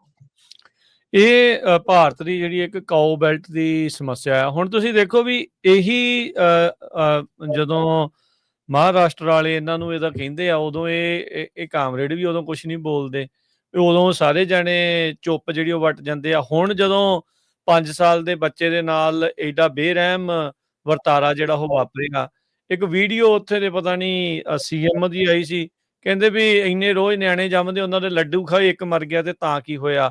ਸੋ ਇਹ ਮੈਂਟੈਲਿਟੀ ਜਿਹੜੀ ਉਹ ਕਿਤੇ ਨਾ ਕਿਤੇ ਜਿਹੜੀ ਉਹ ਸ਼ੋ ਕਰ ਰਹੀ ਆ ਵੀ ਕੀ ਸਿਚੁਏਸ਼ਨ ਜਿਹੜੀ ਇਸ ਟਾਈਮ ਜਿਹੜੀ ਉਹ ਬਣੀ ਆ। ਜਦੋਂ ਇਹ ਮੰਗ ਉੱਠਦੀ ਆ, ਅਵਤਾਰ ਸਿੰਘ ਜੀ, ਜਿੱਦਾਂ ਸੁਖਪਾਲ ਖਹਿਰੇ ਦਾ ਤੁਸੀਂ ਨਾਮ ਲਿਆ, ਵੀ ਇੱਥੇ ਵੀ ਰੈਗੂਲੇਟ ਹੋਣਾ ਚਾਹੀਦਾ, ਕੌਣ ਜ਼ਮੀਨ ਜਿਹਦੀ ਜਿਹੜੀ ਉਹ ਹੋਵੇ, ਕਿਹਦਾ ਆਧਾਰ ਕਾਰਡ ਇੱਥੇ ਦਾ ਬਣਨਾ ਚਾਹੀਦਾ, ਕਿਹਦੀ ਵੋਟ ਬਣਨੀ ਚਾਹੀਦੀ, ਜਾਂ ਕਿਹਨੂੰ ਕੀ ਹੱਕ ਹੋਣੇ ਚਾਹੀਦੇ ਆ, ਉਸ ਉੱਤੇ ਬਾਕੀ ਜਾਣੇ ਸਾਰੇ ਚੁੱਪ ਕਿਉਂ ਜਿਹੜੇ ਉਹ ਇਸ ਟਾਈਮ ਹੈਗੇ ਨੇ, ਆਪਣੀਆਂ ਸਿਆਸੀ ਤਰ੍ਹਾਂ ਚੁੱਪ ਕਿਉਂ ਨੇ ਇਸ ਐਂਗਲ ਦੇ ਉੱਤੇ? ਹਾਂਜੀ ਹਾਂਜੀ, ਸੋ ਉਹ ਭਾਰਤ ਸਰਕਾਰ ਨੇ ਇੱਕ ਡਰ ਪੈਦਾ ਕਰਿਆ ਹੋਇਆ, ਕਿਉਂਕਿ ਭਾਰਤ ਸਰਕਾਰ ਪੰਜਾਬ ਨੂੰ ਆਪਣੀ ਇੱਕ ਬਸਤੀ ਸਮਝਦੀ ਹੈ। ਸੋ ਉਹ ਸਾਰੇ ਜਿਹੜੇ ਬਾਕੀ ਜਿਹੜੇ ਪੋਲੀਟੀਸ਼ੀਅਨ ਆ ਉੱਥੇ ਪੋਲਿਟਿਕਸ ਕਰ ਰਹੇ ਹੈਗੇ ਆ, ਅਸਲ 'ਚ ਉਹ ਭਾਰਤ ਸਰਕਾਰ ਦੀ ਜਿਹੜੀਆਂ ਬਸਤੀਆਨਾ ਨੀਤੀਆਂ ਉਹਦੇ ਕਰਿੰਦੇ ਨੇ। ਸੋ ਸੁਖਪਾਲ ਸਿੰਘ ਖਹਿਰਾ ਹੋ ਸਕਦਾ ਵੀ ਉਸ ਮਾਨਸਿਕਤਾ ਤੋਂ ਬਚੇ ਹੋਏ ਹੋਣ, ਇਸ ਕਰਕੇ ਉਹ ਜਿਹੜੀ ਹੈਗੀ ਆਵਾਜ਼ ਉਠਾ ਰਹੇ ਹੈਗੇ ਆ। ਬਾਕੀਆਂ ਨੂੰ ਇਹ ਆ ਵੀ ਸਾਡੇ ਕੋਲ ਪਾਵਰ ਚਾਹੀਦੀ ਆ, ਅਸੀਂ ਪੰਜਾਬ ਚਾਹੇ ਬਰਬਾਦ ਹੋ ਜਾਏ। ਸੋ ਸੁਖਪਾਲ ਸਿੰਘ ਖਹਿਰਾ ਦੇ ਮਨ ਵਿੱਚ ਇੱਕ ਦਰਦ ਹੈਗਾ, ਪਿੱਛੋਂ ਪੰਥਕ ਪਰਿਵਾਰ ਚੋਂ ਆਇਆ ਹੈਗਾ, ਇਸ ਕਰਕੇ ਉਹ ਜਿਹੜਾ ਹੈਗਾ ਉਹ ਸਟੈਂਡ ਲੈ ਰਿਹਾ ਹੈਗਾ। ਬਾਕੀ ਜਿਹੜੇ ਸਮੁੱਚੀਆਂ ਪਾਰਟੀਆਂ ਦੇ, ਚਾਹੇ ਉਹ ਅਕਾਲੀ ਦਲ ਆ, ਕਾਂਗਰਸ ਆ, ਜਾਂ ਕੋਈ ਵੀ ਪਾਰਟੀ ਹੈਗੀ ਆ, ਸੋ ਉਹਨਾਂ ਪਾਰਟੀਆਂ ਦੇ ਪੋਲੀਟੀਸ਼ੀਅਨਸ ਨੂੰ ਪੰਜਾਬ ਦੇ ਭਵਿੱਖ ਨਾਲ ਜਾਂ ਸਾਡੀ ਪੋਲੀਟੀਕਲ ਡੈਸਟੀਨੀ ਨਾਲ ਕੋਈ ਮਤਲਬ ਨਹੀਂ। ਉਹਨਾਂ ਨੂੰ ਆਇਆ ਹੈਗਾ ਵੀ ਸਾਡੇ ਕੋਲ ਜਿਹੜੀ ਪਾਵਰ ਅੱਜ ਕੱਲ ਆਈ ਹੋਈ ਆ, ਇਹ ਪਾਵਰ ਨਾ ਖੁੱਸ ਜੇ। ਭਾਰਤ ਜੇ ਅਸੀਂ ਇਹ ਮੰਗ ਉਠਾਵਾਂਗੇ ਵੀ ਪ੍ਰਵਾਸੀਆਂ ਨੂੰ ਰੈਗੂਲੇਟ ਕਰੋ, ਤਾਂ ਸਾਡੇ ਹੱਥਾਂ 'ਚੋਂ ਸਾਡੀ ਨਿੱਜੀ ਪਾਵਰ ਆ ਜਿਹੜੀ ਖਤਮ ਹੋ ਜਾਏਗੀ। ਉਹ ਆਪਣੀ ਨਿੱਜਤਾ ਨਹੀਂ ਖਤਮ ਕਰਨੀ ਚਾਹੁੰਦੇ, ਪੰਜਾਬ ਦਾ ਭਵਿੱਖ ਤਬਾਹ ਕਰਨ ਨੂੰ ਉਹ ਬਿਲਕੁਲ ਤਿਆਰ ਹੋ ਬੈਠੇ ਨੇ। ਸੋ ਇਹ ਕ੍ਰਾਈਸਿਸ ਸਾਡੇ ਸਾਹਮਣੇ ਹੈ। ਜੀ ਜੀ ਜੀ, ਇਸੇ ਦੇ ਵਿੱਚ ਆਪਾਂ ਅੱਗੇ ਗੱਲ ਕਰਦੇ ਜਾਈਏ। ਤੁਸੀਂ ਜ਼ਿਕਰ ਤਾਂ ਕੀਤਾ ਵੀ ਪੰਜਾਬ ਦਾ ਹਿੰਦੂ ਵੀ ਇਸ ਮੁਹਿੰਮ ਦੇ ਵਿੱਚ ਸ਼ਾਮਲ ਆ। ਇਹਦਾ ਓਵਰਆਲ ਅਰਥ ਕੀ ਜਿਹੜਾ ਉਹ ਹੈਗਾ, ਜਿੱਦਾਂ ਕਿਹਾ ਵੀ ਵਿਚਾਰਕ ਮਤਭੇਦ ਉਹਨਾਂ ਦੇ ਸਿੱਖਾਂ ਦੇ ਮਸਲਿਆਂ ਦੇ ਉੱਤੇ ਜਿਹੜੇ ਉਹ ਹੈਗੇ ਆ, ਪਰ ਇਸ ਮੁਹਿੰਮ 'ਚ ਸ਼ਾਮਲ ਨੇ, ਓਵਰਆਲ ਕੀ ਇਸ ਦੇ ਅਰਥ ਨੇ? ਹਾਂਜੀ ਹਾਂਜੀ, ਬਿਲਕੁਲ ਸਹੀ ਹੈ ਜੀ। ਆਪਾਂ ਪਹਿਲਾਂ ਦੱਸਿਆ ਵੀ ਪੰਜਾਬ ਦਾ ਹਿੰਦੂ ਕਦੇ ਵੀ ਸੋਸ਼ਲ ਕ੍ਰਾਈਮ ਵਿੱਚ ਸ਼ਾਮਲ ਨਹੀਂ ਸੀ, ਹਨਾ। ਆਪਾਂ ਸਦੀਆਂ ਤੋਂ ਇੱਥੇ ਰਹਿ ਰਹੇ ਹਾਂ, ਪਿਛਲੇ 50-60 ਸਾਲਾਂ 'ਚੋਂ ਆਪਾਂ ਰਹਿ ਰਹੇ ਹੈਗੇ ਆ। ਸੋ ਲਗਾਤਾਰ ਆਪਾਂ ਦੇਖ ਰਹੇ ਹਾਂ ਕਦੇ ਵੀ ਅੱਜ ਤੋਂ 20-25 ਸਾਲ ਪਹਿਲਾਂ ਪੰਜਾਬ ਮਤਲਬ ਕਿ ਸੋਸ਼ਲ ਕ੍ਰਾਈਮ ਬਹੁਤ ਘੱਟ ਹੁੰਦਾ ਸੀ। ਜਿਹੜੇ ਹੈਗੇ ਵੀ ਸੀ ਉਹ ਸਾਡੇ ਜ਼ਮੀਨਾਂ ਦੇ ਝਗੜੇ ਸੀ, ਵੀ ਚਾਚੇ ਦਾ ਤਾਏ ਨਾਲ ਵੱਟ ਦਾ ਰੌਲਾ, ਕੋਈ ਬੰਦਾ ਮਾਰਿਆ ਗਿਆ ਜਾਂ ਇਸ ਤਰ੍ਹਾਂ ਦੇ ਆਹ ਹੋ ਜਾਣਾ ਵੀ ਹਾਂ ਕਿਸੇ ਦਾ ਮੋਟਰਸਾਈਕਲ ਖੋ ਕੇ ਭੱਜ ਕੇ ਕਿਸੇ ਦੀ ਚੈਨ ਖੋ ਲਈ। ਮਤਲਬ ਕਿ ਇੱਕ ਭੀੜ ਕਿੰਨੀ ਹੋ ਗਈ ਆ, ਤੁਸੀਂ ਦੇਖੋ ਨਾ ਪੰਜਾਬ 'ਚ। ਤੁਸੀਂ ਲੁਧਿਆਣਾ ਵੜ ਜਾਓ, ਜਲੰਧਰ ਵੜ ਜਾਓ, ਪਟਿਆਲੇ ਵੜ ਜਾਓ, ਈਵਨ ਤੁਸੀਂ ਆਹ ਖਰੜ ਦੇ ਲਾਗੇ ਛਾਗੇ ਹੁਣ ਜਦੋਂ ਰਾਜਪੁਰੇ ਵੱਲ ਨੂੰ ਬਨੋੜ ਨੂੰ ਜਾਂਦੇ ਹੋ, ਇੰਨਾ ਜ਼ਿਆਦਾ ਭੀੜ ਭਾੜ ਆ ਜਿਹੜੀ ਹੋ ਗਈ ਹੈ, ਇਹ ਕਦੇ ਵੀ ਨਹੀਂ ਸੀ ਹੁੰਦੀ। ਅਸੀਂ ਲਗਾਤਾਰ ਚੰਡੀਗੜ੍ਹ ਆਉਂਦੇ ਜਾਂਦੇ ਸੀਗੇ ਪੜ੍ਹਨ ਦੇ ਮਾਮਲੇ ਵਿੱਚ। ਸੋ ਸੀਟੀਯੂ ਦੀ ਇੱਕ ਬੱਸ ਚੱਲਦੀ ਸੀ 20 ਨੰਬਰ ਖਰੜ ਤੋਂ ਚੱਲਣੀ, ਤੇ ਉਹਨੇ ਵਾਇਆ ਲਾਂਡਰਾ ਹੋ ਕੇ ਜਿਹੜਾ ਜਾਣਾ। ਸੋ ਮਤਲਬ ਕਿ ਕਦੀ ਵੀ ਇਸ ਤਰ੍ਹਾਂ ਦਾ ਸੀ, ਇੰਨਾ ਸ਼ਾਂਤ, ਇੰਨਾ ਸਾਰਾ ਕੁਝ। ਇੱਕ ਤਾਂ ਹੁਣ ਅਰਬਨਾਈਜੇਸ਼ਨ ਬਹੁਤ ਹੋ ਗਈ ਹੈ, ਲਾਂਡਰਾ ਤੱਕ ਤਾਂ ਮੋਹਾਲੀ ਆ ਗਿਆ ਹੋਇਆ, ਬਨੋੜ ਤੱਕ ਸਾਰੇ ਕੋਈ ਹਸਪੀਟਲ ਬਣ ਗਿਆ, ਉਹ ਸਾਰੀ ਮੇਨ ਸੜਕ ਤੇ ਜਿਹੜੀ ਬਨੋੜ ਵਾਲੀ ਹੈਗੀ ਆ। ਇਸੇ ਤਰ੍ਹਾਂ ਪਟਿਆਲੇ ਆ, ਇਸੇ ਤਰ੍ਹਾਂ ਹੀ ਜਲੰਧਰ ਹੈਗਾ, ਲੁਧਿਆਣਾ ਤੁਸੀਂ ਦੇਖੋ ਵੀ ਕਿੱਥੋਂ ਤੱਕ ਬਾਹਰ ਤੱਕ ਆ ਗਿਆ ਜਿਸ ਤਰ੍ਹਾਂ ਜਾ ਕੇ। ਈਵਨ ਤੁਸੀਂ ਜਿਹੜਾ ਉਹ ਨੀਲੋ ਵਾਲਾ ਪੁਲ ਉੱਥੇ ਤੱਕ ਲੁਧਿਆਣਾ ਜਿਹੜਾ ਇੱਧਰ ਮਰਿੰਡੇ ਵਾਲੇ ਪਾਸੇ ਨੂੰ ਜਿਹੜਾ ਆ ਗਿਆ। ਸੋ ਮੋਸਟਲੀ ਅਰਬਨਾਈਜੇਸ਼ਨ ਤੇ ਦੂਜਾ ਇਸ ਅਰਬਨਾਈਜੇਸ਼ਨ ਵਿੱਚ ਇਸ ਪ੍ਰਵਾਸੀ ਮਜ਼ਦੂਰਾਂ ਦੀ ਜਿਹੜੀ ਬਹੁਤਾਤ ਹੈਗੀ ਆ। ਸੋ ਜਥੇਬੰਦ ਹੋ ਕੇ ਕ੍ਰਾਈਮ ਆ ਜਿਹੜੇ ਉਹ ਕਰਦੇ ਹੈਗੇ ਆ। ਸੋ ਕ੍ਰਿਮੀਨਲ ਐਕਟੀਵਿਟੀ 'ਚ ਸਮੁੱਚਾ ਜਿਹੜਾ ਉਹਨਾਂ ਦਾ ਸਮਾਜ ਹੈ ਉਹ ਸ਼ਾਮਲ ਹੁੰਦਾ। ਸੋ ਇਸੇ ਕਰਕੇ ਪੰਜਾਬ ਦੇ ਹਿੰਦੂ ਨੂੰ ਵੀ ਲੱਗਦਾ ਵੀ ਇਹ ਇਕੱਲਾ ਸਿੱਖਾਂ ਤੱਕ ਸੀਮਿਤ ਨਹੀਂ ਰਹਿਣਾ, ਇਹ ਹਿੰਦੂਆਂ ਦੀਆਂ ਧੀਆਂ ਭੈਣਾਂ ਤੇ ਹਿੰਦੂਆਂ ਦੇ ਬੱਚੇ ਵੀ ਸੁਰੱਖਿਅਤ ਨਹੀਂ ਰਹਿਣਾ। ਇਸ ਕਰਕੇ ਉਹ ਇਹਨੂੰ ਪੰਜਾਬ ਦਾ ਮਸਲਾ ਬਣਾ ਕੇ ਵੀ ਸਾਡੀ ਧਰਤੀ ਦਾ ਮਸਲਾ ਹੈਗਾ, ਉਹ ਸਿੱਖਾਂ ਦੇ ਮੋਢੇ ਨਾਲ ਮੋਢਾ ਲਾ ਕੇ ਜਿਹੜਾ ਲੜ ਰਿਹਾ ਹੈਗਾ, ਉਹ ਸਵਾਗਤਯੋਗ ਹੈ। ਸੋ ਸਾਨੂੰ ਲੱਗਦਾ ਵੀ ਬੇਸਿਕ ਮਿਨੀਮਮ ਪ੍ਰੋਗਰਾਮ, ਚਾਹੇ ਪੋਲੀਟੀਕਲੀ ਤੁਸੀਂ ਸਾਰੀਆਂ ਮੰਗਾਂ ਪੰਜਾਬ ਦੀਆਂ ਨਾਲ ਸਹਿਮਤ ਨਹੀਂ, ਪਰ ਬੇਸਿਕ ਮਿਨੀਮਮ ਪ੍ਰੋਗਰਾਮ ਤੇ ਦੋਵਾਂ ਨੂੰ, ਹਿੰਦੂਆਂ ਤੇ ਸਿੱਖਾਂ ਨੂੰ, ਜਿਹੜਾ ਇਕੱਠੇ ਹੋ ਕੇ ਸੰਘਰਸ਼ ਕਰਨਾ ਚਾਹੀਦਾ ਹੈ। ਜੀ ਜੀ, ਆਪਾਂ ਥੋੜਾ ਜਿਹਾ ਹੁਣ ਇਸ ਦੇ ਵਿੱਚੋਂ ਅੱਗੇ ਜਿਹੜਾ ਉਹ ਨਿਕਲਦੇ ਆ, ਇੱਕ ਗਵਾਂਢੀ ਮੁਲਕ ਦੀ, ਭਾਰਤ ਦੇ ਦੀ ਹੁਣ ਆਪਾਂ ਗੱਲ ਕਰਦੇ ਆ। ਜੈਨ ਜ਼ੀ ਜਿਹੜੀ ਜਨਰੇਸ਼ਨ ਆ, ਉੱਥੇ ਉਹਨਾਂ ਦਾ ਇੰਟਰਨੈਟ ਬੰਦ ਕੀਤਾ, ਸੋਸ਼ਲ ਮੀਡੀਆ ਬੰਦ ਕੀਤਾ, ਕਰਪਸ਼ਨ ਦਾ ਜਿਹੜਾ ਉਹ ਰੌਲਾ ਪਿਆ ਨੇਪਾਲ ਦੇ ਵਿੱਚ, ਉੱਥੇ ਤਖਤਾ ਹੀ ਪਲਟ ਗਿਆ, ਸਰਕਾਰ ਪਲਟ ਗਈ। ਜਿਹੜੇ ਮੰਤਰੀ ਆ ਉਹਨਾਂ ਨੇ ਇੱਕ ਹਿਸਾਬ ਦੇ ਨਾਲ ਦੰਗੇ ਕੱਢ ਕੇ ਜਿਹੜੇ ਉਹ ਕੁੱਟ ਕੇ ਭਜਾਏ, ਛਾਲਾਂ ਜਿਹੜੀਆਂ ਉਹਨਾਂ ਦੀਆਂ ਵੱਜੀਆਂ। ਉੱਥੋਂ ਦੀ ਸਰਕਾਰਾਂ ਦੇ ਜਿਹੜੇ ਕਰਿੰਦੇ ਆ ਹੈਲੀਕਾਪਟਰਾਂ 'ਚ ਭੱਜੇ ਤੇ ਜਾ ਕੇ ਹੋਰ ਮੁਲਕਾਂ ਦੀ ਸ਼ਰਨ ਦੇ ਵਿੱਚ ਜਾ ਕੇ ਜਿਹੜੇ ਉਹ ਬੈਠੇ। ਸੋ ਇਹ ਨੇਪਾਲ ਦੇ ਵਿੱਚ ਜਿਹੜਾ ਵੱਡਾ ਰੋਹ ਸਾਹਮਣੇ ਆਇਆ ਆ, ਸਰਕਾਰ ਪਲਟ ਦਿੱਤੀ ਆ, ਇਸ ਦੇ ਕੀ ਮਾਇਨੇ ਆ ਤੇ ਭਾਰਤ ਲਈ ਇਸ ਦੇ ਕੀ ਸੰਕੇਤ ਨੇ? ਹਾਂਜੀ, ਸੋ ਇਹ ਜਿਹੜਾ ਡੈਮੋਕ੍ਰੇਸੀ ਦੇ ਨਾਂ ਤੇ ਡਰਾਮਾ ਹੋ ਰਿਹਾ ਵੱਖ-ਵੱਖ ਮੁਲਕਾਂ ਵਿੱਚ, ਸੋ ਉਹਦੇ ਵਿੱਚੋਂ ਵੀ ਜਿਹੜੇ ਲੀਡਰ ਬਣ ਗਏ ਉਹ ਜਿਸ ਤਰ੍ਹਾਂ ਦੀ ਇਆਸ਼ ਜ਼ਿੰਦਗੀ ਬਤੀਤ ਕਰ ਰਹੇ ਆ ਤੇ ਲੋਕਾਂ ਪ੍ਰਤੀ ਜ਼ੀਰੋ ਅਕਾਊਂਟੇਬਿਲਟੀ ਸ਼ੋ ਕਰ ਰਹੇ ਆ ਔਰ ਲੋਕਾਂ ਨੂੰ ਆਪਣੇ ਸਬਜੈਕਟ ਸਮਝ ਰਹੇ ਹੈਗੇ ਆ। ਉਹਨਾਂ ਨੂੰ ਲੱਗਦਾ ਵੀ ਇਹ ਸਾਡੇ ਸਬਜੈਕਟ ਨੇ, ਨੌਕਰ ਨੇ ਜਾਂ ਸਲੇਵਸ ਨੇ, ਵੀ ਅਸੀਂ ਜੋ ਕੁਝ ਵੀ ਕਰੀਏ ਉਹ ਐਵਰੀਥਿੰਗ ਆ ਜਿਹੜੀ ਹੈਗੀ ਆ ਸੰਵਿਧਾਨ ਦੇ ਤਹਿਤ ਅਸੀਂ ਡਿਫਾਈਨ ਕਰ ਸਕਦੇ ਹਾਂ। So non accountability to people, so transparent democracy ਦਾ ਖਤਮ ਹੋ ਜਾਣਾ ਤੇ ਉਹਨਾਂ ਦੀਆਂ ਇਆਸ਼ੀਆਂ ਜਿਹੜੀ ਪਬਲਿਕ ਫੰਡਿੰਗ ਦਾ ਜਿਹੜਾ ਹੈਗਾ, ਸੋ ਓਵਰਆਲ ਹੈਗਾ ਵੀ ਜਿਹੜੀ ਅਕਾਊਂਟੇਬਿਲਟੀ ਤੋਂ ਰਹਿਤ ਡੈਮੋਕ੍ਰੇਸੀ ਹੈਗੀ। ਸੋ ਇੱਕ ਤਾਂ ਵੀ ਨਾ ਮੁਲਕਾਂ ਵਿੱਚ ਡੈਮੋਕ੍ਰੇਸੀ ਤਾਂ ਹੈ ਨਹੀਂ, ਡੈਮੋਕ੍ਰੇਸੀ ਦੇ ਨਾਂ ਤੇ ਇੱਕ ਧੰਦਾ ਚੱਲ ਰਿਹਾ। ਸੋ ਉਸ ਧੰਦੇ ਦੇ ਖਿਲਾਫ ਹੈ ਜਿਹੜੀ ਜੈਨਜ਼ੀ ਆ ਇਹ ਉੱਠਣੀ ਸ਼ੁਰੂ ਆ ਜਿਹੜੀ ਹੋ ਗਈ ਹੋਈ ਹੈ। ਸੋ ਪਹਿਲਾਂ ਬੰਗਲਾਦੇਸ਼ ਚ ਉੱਠੀ ਆ, ਤੁਸੀਂ ਦੇਖੋ ਵੀ ਉੱਥੇ ਉਹਨਾਂ ਨੇ ਤਖਤਾ ਪਲਟ ਕਰਿਆ। ਭਾਰਤ ਦੇ ਆਲੇ ਦੁਆਲੇ ਜਿਹੜੇ ਮੁਲਕ ਨੇ, ਸੋ ਤੁਸੀਂ ਦੇਖੋ ਜਿਹੜੀ ਯੂਕਰੇਨ ਦੀ ਜੰਗ ਵੀ ਹੈਗੀ ਨਾ ਇਸੇ ਘਟਨਾਕ੍ਰਮ ਦਾ ਹਿੱਸਾ ਹੈਗੀ ਆ। ਰਸ਼ੀਆ ਨਹੀਂ ਚਾਹੁੰਦਾ ਵੀ ਉਹਦੇ ਆਲੇ ਦੁਆਲੇ ਦੇ ਮੁਲਕਾਂ ਵਿੱਚ ਡੈਮੋਕ੍ਰੇਸੀ ਕ੍ਰੀਏਟ ਹੋਵੇ ਜਿਹੋ ਜੀ ਯੂਰਪ ਵਿੱਚ ਡੈਮੋਕ੍ਰੇਸੀ ਹੈਗੀ ਆ। ਪਹਿਲਾਂ ਬੇਲਾਰੂਸ ਵਿੱਚ ਬਹੁਤ ਵੱਡੀ ਮੰਗ ਉੱਠੀ ਸੀ, ਉੱਥੇ ਉਹਨਾਂ ਨੇ ਕ੍ਰਸ਼ ਕਰ ਦਿੱਤੀ ਹੋਈ ਆ। ਬੇਲਾਰੂਸ ਵਿੱਚ ਜਿਹੜੀ ਉਹ ਇੱਕ ਲੇਡੀ ਲੀਡਰ ਸੀਗੀ ਉਹਨਾਂ ਦੀ ਬਹੁਤ ਵੱਡੀ ਅੱਗੇ ਅੱਜ ਤੋਂ ਤੁਸੀਂ 5 ਸਾਲ ਪਹਿਲਾਂ ਦੇਖੋ ਬਹੁਤ ਵੱਡੇ ਪ੍ਰਦਰਸ਼ਨ ਹੋਏ ਸੀ ਲੱਖਾਂ ਦੀ ਗਿਣਤੀ ਵਿੱਚ ਬੇਲਾਰੂਸ ਵਿੱਚ। ਉਹ ਜਿਹੜਾ ਰਾਸ਼ਟਰਪਤੀ ਆ ਉਹ ਵਲਾਦੀਮੀਰ ਪੁਤਿਨ ਦਾ ਜਿਹੜਾ ਉਹ ਰਾਈਟ ਹੈਂਡ ਮੈਨ ਹੈਗਾ। ਉਹ ਤੋਂ ਪਹਿਲਾਂ ਯੂਕਰੇਨ ਵਿੱਚ ਵੀ ਜਿਹੜਾ ਯੂਸ਼ੈਂਕੋ ਸੀਗਾ ਉਹ ਵਲਾਦੀਮੀਰ ਪੁਤਿਨ ਦਾ ਰਾਈਟ ਹੈਂਡ ਮੈਨ ਸੀਗਾ। ਸੋ ਵਲਾਦੀਮੀਰ ਪੁਤਿਨ ਨਹੀਂ ਚਾਹੁੰਦਾ ਵੀ ਆਲੇ ਦੁਆਲੇ ਦੇ ਮੁਲਕਾਂ ਵਿੱਚ ਡੈਮੋਕ੍ਰੇਸੀ ਆਵੇ ਤਾਂ ਕਿ ਮੇਰੇ ਮੁਲਕ ਵਿੱਚ ਵੀ ਡੈਮੋਕ੍ਰੇਸੀ ਦੀ ਆਵਾਜ਼ ਨਾ ਉੱਠ ਜਾਵੇ। ਉਹ ਇਸੇ ਕਰਕੇ ਜਿਹੜਾ ਹੈਗਾ ਇਹਨਾਂ ਨੂੰ ਤਬਾਹ ਕਰਕੇ ਰੱਖਦਾ। ਸੋ ਹੁਣ ਜਿਹੜਾ ਹੈਗਾ ਵੀ ਇਹ ਭਾਰਤ ਦੇ ਆਲੇ ਦੁਆਲੇ ਦੇ ਮੁਲਕਾਂ ਵਿੱਚ ਆ ਜਿਹੜੀ ਉਹ ਡੈਮੋਕ੍ਰੇਟਿਕ ਵੈਲਿਊਜ਼ ਦੀ, ਟਰਾਂਸਪੇਰੈਂਟ ਰਾਜਨੀਤੀ ਦੀ, ਔਰ ਜਿਹੜਾ ਹੈਗਾ ਵੀ ਨੈਪੋਟਿਜ਼ਮ ਆ ਵੀ ਉਹਨਾਂ ਦੇ ਆਪਣੇ ਬੱਚੇ ਆ, ਉਹਨਾਂ ਦੇ ਪੁੱਤ ਭਰਾ ਨੇ ਜਿਹੜੇ ਉਹ ਵੱਡੀਆਂ ਉਹ ਮਾਰ ਰਹੇ ਆ। ਤੇ ਦੂਸਰਾ ਹੈਗਾ ਵੀ ਜਿਹੜਾ ਸੰਸਥਾਵਾਂ ਦਾ ਘਾਣ ਇਹ ਭਾਰਤ ਵਿੱਚ ਵੀ ਹੋ ਰਿਹਾ ਵੀ ਚੋਣ ਕਮਿਸ਼ਨ ਕਿਸ ਤਰ੍ਹਾਂ ਦਾ ਵੱਡਾ ਘਾਣ ਕਰ ਰਿਹਾ, ਵੋਟਾਂ ਲੁੱਟੀਆਂ ਜਾ ਰਹੀਆਂ ਨੇ। ਸੋ ਜਿਹੜਾ ਮੇਰਾ ਐਜ਼ ਏ ਪੋਲੀਟੀਕਲ ਐਨਾਲਿਸਟ ਇੱਕ ਵਿਚਾਰ ਹੈਗਾ, ਮੈਂ ਇਹ ਦਾਅਵੇ ਨਾਲ ਕਹਿ ਸਕਦਾ ਵੀ 2014 ਤੋਂ 2019 ਤੱਕ ਜਿਹੜੀ ਮੋਦੀ ਸਰਕਾਰ ਆਈ ਆ ਉਹ ਜੈਨੂਅਨ ਤੇ ਅਸਲ ਵੋਟਾਂ ਦੇ ਔਰ ਲੋਕਾਂ ਦੀਆਂ ਭਾਵਨਾਵਾਂ ਦੇ ਆਧਾਰ ਤੇ ਆਈ ਆ। ਪਰ 2019 ਵਿੱਚ ਜਿਹੜੀ ਮੋਦੀ ਸਰਕਾਰ ਆਈ ਹੈਗੀ ਆ ਉਹ ਲੁੱਟ ਦੀ ਵੋਟ ਨਾਲ ਆਈ ਹੈਗੀ ਆ। ਬੇਸ਼ੱਕ ਸਾਡੇ ਕੋਲ ਸਬੂਤ ਨਾ ਕੋਈ ਹੋਣ ਪਰ ਜਿਹੜੇ ਪੈਟਰਨ ਆ ਉਹ ਦੱਸਦੇ ਹੈਗੇ ਆ। 2019 ਤੱਕ ਪਹੁੰਚਦਿਆਂ ਹੀ ਭਾਰਤ ਦੇ ਲੋਕ ਆ ਮੋਦੀ ਦੀਆਂ ਨੀਤੀਆਂ ਤੋਂ ਬਦਜ਼ਨ ਹੋ ਚੁੱਕੇ ਸੀ। ਜਿਹੜਾ ਪੜ੍ਹਿਆ ਲਿਖਿਆ ਜਿਹੜਾ ਟਰਾਂਸਪੇਰੈਂਟ ਔਰ ਚੰਗਾ ਨੌਜਵਾਨ ਹੈਗਾ, ਚਾਹੇ ਉਹ ਹਿੰਦੂ ਨੌਜਵਾਨ ਆ ਚਾਹੇ ਸਿੱਖ ਆ ਜਾਂ ਕੋਈ ਵੀ ਹੈਗਾ, ਜਿਹੜਾ ਇੱਕ ਤਰ੍ਹਾਂ ਨਾਲ ਉੱਚੀ ਅਕੈਡਮਿਕ ਸਿੱਖਿਆ ਲੈ ਗਿਆ ਜਿਹਨੂੰ ਜਨ ਜੀ ਕਹਿੰਦੇ ਆਪਾਂ ਹੈਗੇ, ਸੋ ਉਹਦੇ ਮਨਾਂ ਵਿੱਚ ਮੋਦੀ ਲਈ ਕੋਈ ਸਤਿਕਾਰ ਨਹੀਂ ਹੈਗਾ। ਹੁਣ ਇਹ ਜਿਹੜਾ ਹੈਗਾ ਵੀ ਲੁੱਟ ਦੇ ਮਾਲ ਨਾਲ ਆਪਣੀ ਸਰਕਾਰ ਚਲਾ ਰਹੇ ਹੈਗੇ ਆ। ਸੋ ਉਸੇ ਤਰ੍ਹਾਂ ਦੀ ਲੁੱਟ ਆ ਜਿਹੜੀ ਬੰਗਲਾਦੇਸ਼ ਵਿੱਚ ਹੋਈ। ਤੁਸੀਂ ਦੇਖੋ 3 ਵਾਰੀ ਉਹ ਸ਼ੇਖ ਹਸੀਨਾ ਜਿਹੜੀ ਵੋਟਾਂ ਲੁੱਟ ਕੇ ਜਿਹੜੀ ਹੈਗੀ ਆ ਪ੍ਰਧਾਨ ਮੰਤਰੀ ਬਣੀ ਆ। ਆਪੋਜੀਸ਼ਨ ਨੂੰ ਖੂੰਜੇ ਲਾ ਕੇ ਆਪਣੇ ਪਰਿਵਾਰ ਦੇ ਮੈਂਬਰਾਂ ਨੂੰ ਫੌਜ ਵਿੱਚ, ਪੁਲਿਸ ਵਿੱਚ, ਜਾਂ ਦੂਸਰਾ ਹੈਗਾ ਵੀ ਸਾਰੀਆਂ ਜਿਹੜੀਆਂ ਅਦਾਲਤੀ ਢਾਂਚੇ ਵਿੱਚ, ਤੇ ਜਿਹੜਾ ਹੈਗਾ ਉਹਨਾਂ ਵਪਾਰਕ ਅਦਾਰਿਆਂ ਵਿੱਚ ਜਿਹੜੇ ਵੱਡੇ ਵਪਾਰਕ ਅਦਾਰੇ ਸੀ ਉਹ ਸ਼ੇਖ ਹਸੀਨਾ ਦੇ ਪਰਿਵਾਰਕ ਮੈਂਬਰ ਆਲੇ ਦੁਆਲੇ ਦਾ ਜਿਹੜਾ ਕੋਟੀਅਰ ਹੁੰਦਾ ਹੈਗਾ ਉਹ ਚਲਾ ਰਿਹਾ ਸੀਗਾ। ਸੋ ਨੇਪਾਲ ਵਿੱਚ ਵੀ ਇਸੇ ਤਰ੍ਹਾਂ ਹੋ ਗਿਆ ਸੀਗਾ। ਸੋ ਬੰਗਲਾਦੇਸ਼ ਚੋਂ ਮੁੱਖ ਉਹਨੂੰ ਭਜਾਇਆ ਤੇ ਹੁਣ ਨੇਪਾਲ ਵਿੱਚੋਂ ਜਿੰਨਾ ਬੇਪਤ ਕਰਕੇ ਮਿਸਟਰ ਸ਼ਰਮਾ ਓਲੀ ਨੂੰ ਭਜਾਇਆ ਗਿਆ। ਸੋ ਉਹ ਤੇ ਦੂਸਰਾ ਇਹ ਹੈਗਾ ਵੀ ਉੱਥੇ ਜਿਹੜਾ ਹੈਗਾ ਇੱਕ RSS ਦੀ ਤਰਜ਼ ਤੇ HSS ਹਿੰਦੂ ਸਵੈਂ ਸੇਵਕ ਸੰਘ ਆ ਜਿਹੜਾ ਉਹ ਸਿਰ ਚੁੱਕ ਰਿਹਾ ਸੀ। ਠੀਕ ਹੈ, ਕਾਫੀ ਦੇਰ ਤੋਂ ਉੱਥੇ ਜਿਹੜਾ ਮਜ਼ਬੂਤ ਹੋ ਰਿਹਾ ਸੀ। ਔਰ ਨੇਪਾਲ ਵਿੱਚ ਜਿਹੜੀ ਹੈਗੀ ਕਾਫੀ ਵੱਡੀ ਗਿਣਤੀ ਹੈ ਜਿਹੜੀ ਨਾਨ ਹਿੰਦੂਆਂ ਦੀ ਹੈਗੀ ਆ। ਸੋ ਬੇਸ਼ੱਕ ਉਹਨੂੰ ਹਿੰਦੂ ਮੁਲਕ ਕਿਹਾ ਜਾਂਦਾ ਪਰ ਨਾਨ ਹਿੰਦੂਆਂ ਦੀ ਗਿਣਤੀ ਹੈ ਜਿਹੜੀ ਜ਼ਿਆਦਾ ਹੈਗੀ ਆ। ਸੋ ਇੱਕ ਧਾਰਮਿਕ ਫੈਕਟਰ ਵੀ ਕੰਮ ਆਇਆ ਹੈਗਾ। ਪਰ ਵੱਡੀ ਗੱਲ ਹੈਗੀ ਵੀ ਜਿਹੜੀ ਨਵੀਂ ਪੀੜ੍ਹੀ ਜਿਹੜੀ ਹੈਗੀ ਆ ਵੀ ਜਿਹੜੀ ਟਰਾਂਸਪੇਰੈਂਟ ਰਾਜਨੀਤੀ ਚਾਹੁੰਦੀ ਹੈਗੀ, ਜਿਹੜੀ ਬਿਲਕੁਲ ਟਰਾਂਸਪੇਰੈਂਟ ਰਾਜਨੀਤੀ ਚਾਹੁੰਦੀ ਆ, ਇਹ ਉਹਦਾ ਜ਼ਮਾਨਾ ਹੁਣ ਆ ਰਿਹਾ। ਤੁਸੀਂ ਜਿਹੜਾ ਹੈਗਾ ਵੀ ਪੜਦੇ ਓਲੇ ਜਿਹੜੀ ਰਾਜਨੀਤੀ ਕਰਦੇ ਰਹਿੰਦੇ ਸੀ, ਜਿਹੜੇ ਪ੍ਰਕਾਸ਼ ਸਿੰਘ ਬਾਦਲ ਨੇ ਵੀ ਕਰੀ ਆ ਅਤੇ ਉਹ ਕਾਂਗਰਸ ਨੇ ਵੀ ਕਰੀ ਆ। ਉਹ ਤੋਂ ਪਹਿਲਾਂ ਇੰਦਰਾ ਗਾਂਧੀ, ਰਾਜੀਵ ਗਾਂਧੀ ਤੇ VP ਸਿੰਘ ਉਹਨਾਂ ਨੇ, ਸੋ ਤੇ ਈਵਨ ਨਰਸਿਮਹਾ ਰਾਓ ਨੇ ਵੀ। ਪਰ ਹੁਣ ਜਿਹੜਾ ਇਹ ਟੈਕਨੋਲੋਜੀਕਲੀ ਇੰਨੀ ਐਡਵਾਂਸ ਲਾਈਫ ਵਿੱਚ ਅਸੀਂ ਪਹੁੰਚ ਰਹੇ ਹਾਂ ਵੀ ਹੁਣ ਤੁਸੀਂ ਜਿਹੜਾ ਹੈਗਾ ਉਹ ਇਹ ਜਿਹੜੀ ਹੈਗੀ ਆ ਇਹ ਧੱਕੇ ਦੀ ਰਾਜਨੀਤੀ ਨਹੀਂ ਕਰ ਸਕੋਗੇ। ਕਿਉਂਕਿ ਭਾਰਤ ਨੂੰ ਵੱਡੇ ਸਬਕ ਨੇ। ਭਾਰਤ ਵਿੱਚ ਜਿਹੜੀ ਹੈਗੀ ਆ ਜਿਹੜੀ ਜੈਨਜ਼ੀ ਆ ਬਹੁਤ ਵੱਡੀ ਪੱਧਰ ਤੇ 70% ਵੋਟ ਹੈਗੀ ਆ ਜਿਹੜੀ ਆਪਾਂ ਕਹਿ ਸਕਦੇ ਆ ਵੀ ਇਹਨਾਂ ਨੌਜਵਾਨਾਂ ਦੀ ਹੈ।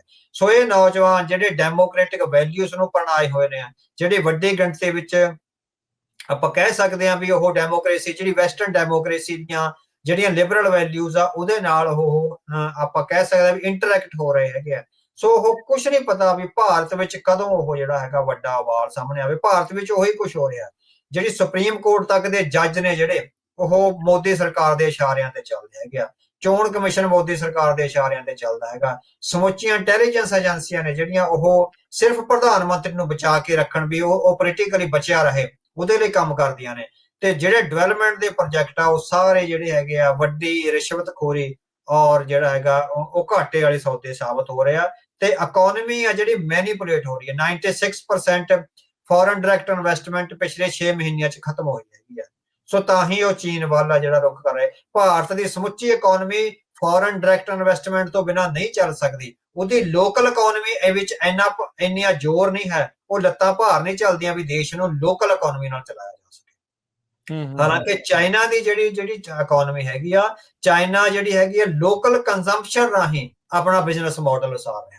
ਚਾਈਨਾ ਪਿਛਲੇ 10-15 ਸਾਲ ਤੋਂ, ਲਗਭਗ 2012 ਤੋਂ ਜਿਹੜੀ ਘਰੇਲੂ ਜਿਹੜੀ ਕੰਜ਼ੰਪਸ਼ਨ ਹੈਗੀ ਆ, ਲੋਕਲ ਕੰਜ਼ੰਪਸ਼ਨ ਦੇ ਆਧਾਰ ਤੇ, ਉਹ ਕਹਿੰਦਾ ਵੀ ਜੇ ਵੈਸਟ ਤੋਂ ਸਾਨੂੰ ਵੱਡਾ ਧੱਕਾ ਵੀ ਲੱਗ ਗਿਆ ਤਾਂ ਅਸੀਂ ਆਪਣੀ ਲੋਕਲ ਕੰਜ਼ੰਪਸ਼ਨ ਦੇ ਆਧਾਰ ਤੇ ਜਿਹੜੀ ਹੈਗੀ ਆ ਇਕਨੋਮੀ ਨੂੰ ਉਹ ਜਿਹੜਾ ਸਿੱਧਾ ਕਰ ਸਕਦੇ। ਸੋ ਭਾਰਤ ਦੀ ਇਕਨੋਮੀ ਫੋਰਨ ਡਾਇਰੈਕਟ ਇਨਵੈਸਟਮੈਂਟ ਤੇ ਹੈ। ਦੂਜਾ ਜਿਹੜੀ ਟਰਾਂਸਪੇਰੈਂਸੀ ਆ, ਹਿਊਮਨ ਰਾਈਟਸ ਵੈਲਿਊਜ਼ ਦਾ ਘਾਣ ਹੋ ਰਿਹਾ, ਟਰਾਂਸਪੇਰੈਂਟ ਲਾਈਫ ਆ ਖਤਮ ਹੋ ਰਹੀ ਹੈ। ਆਰਟੀਆਈ ਆ ਜਿਹੜਾ ਇੱਕ ਚਿੱਟਾ ਹਾਥੀ ਬਣ ਗਿਆ ਹੋਇਆ।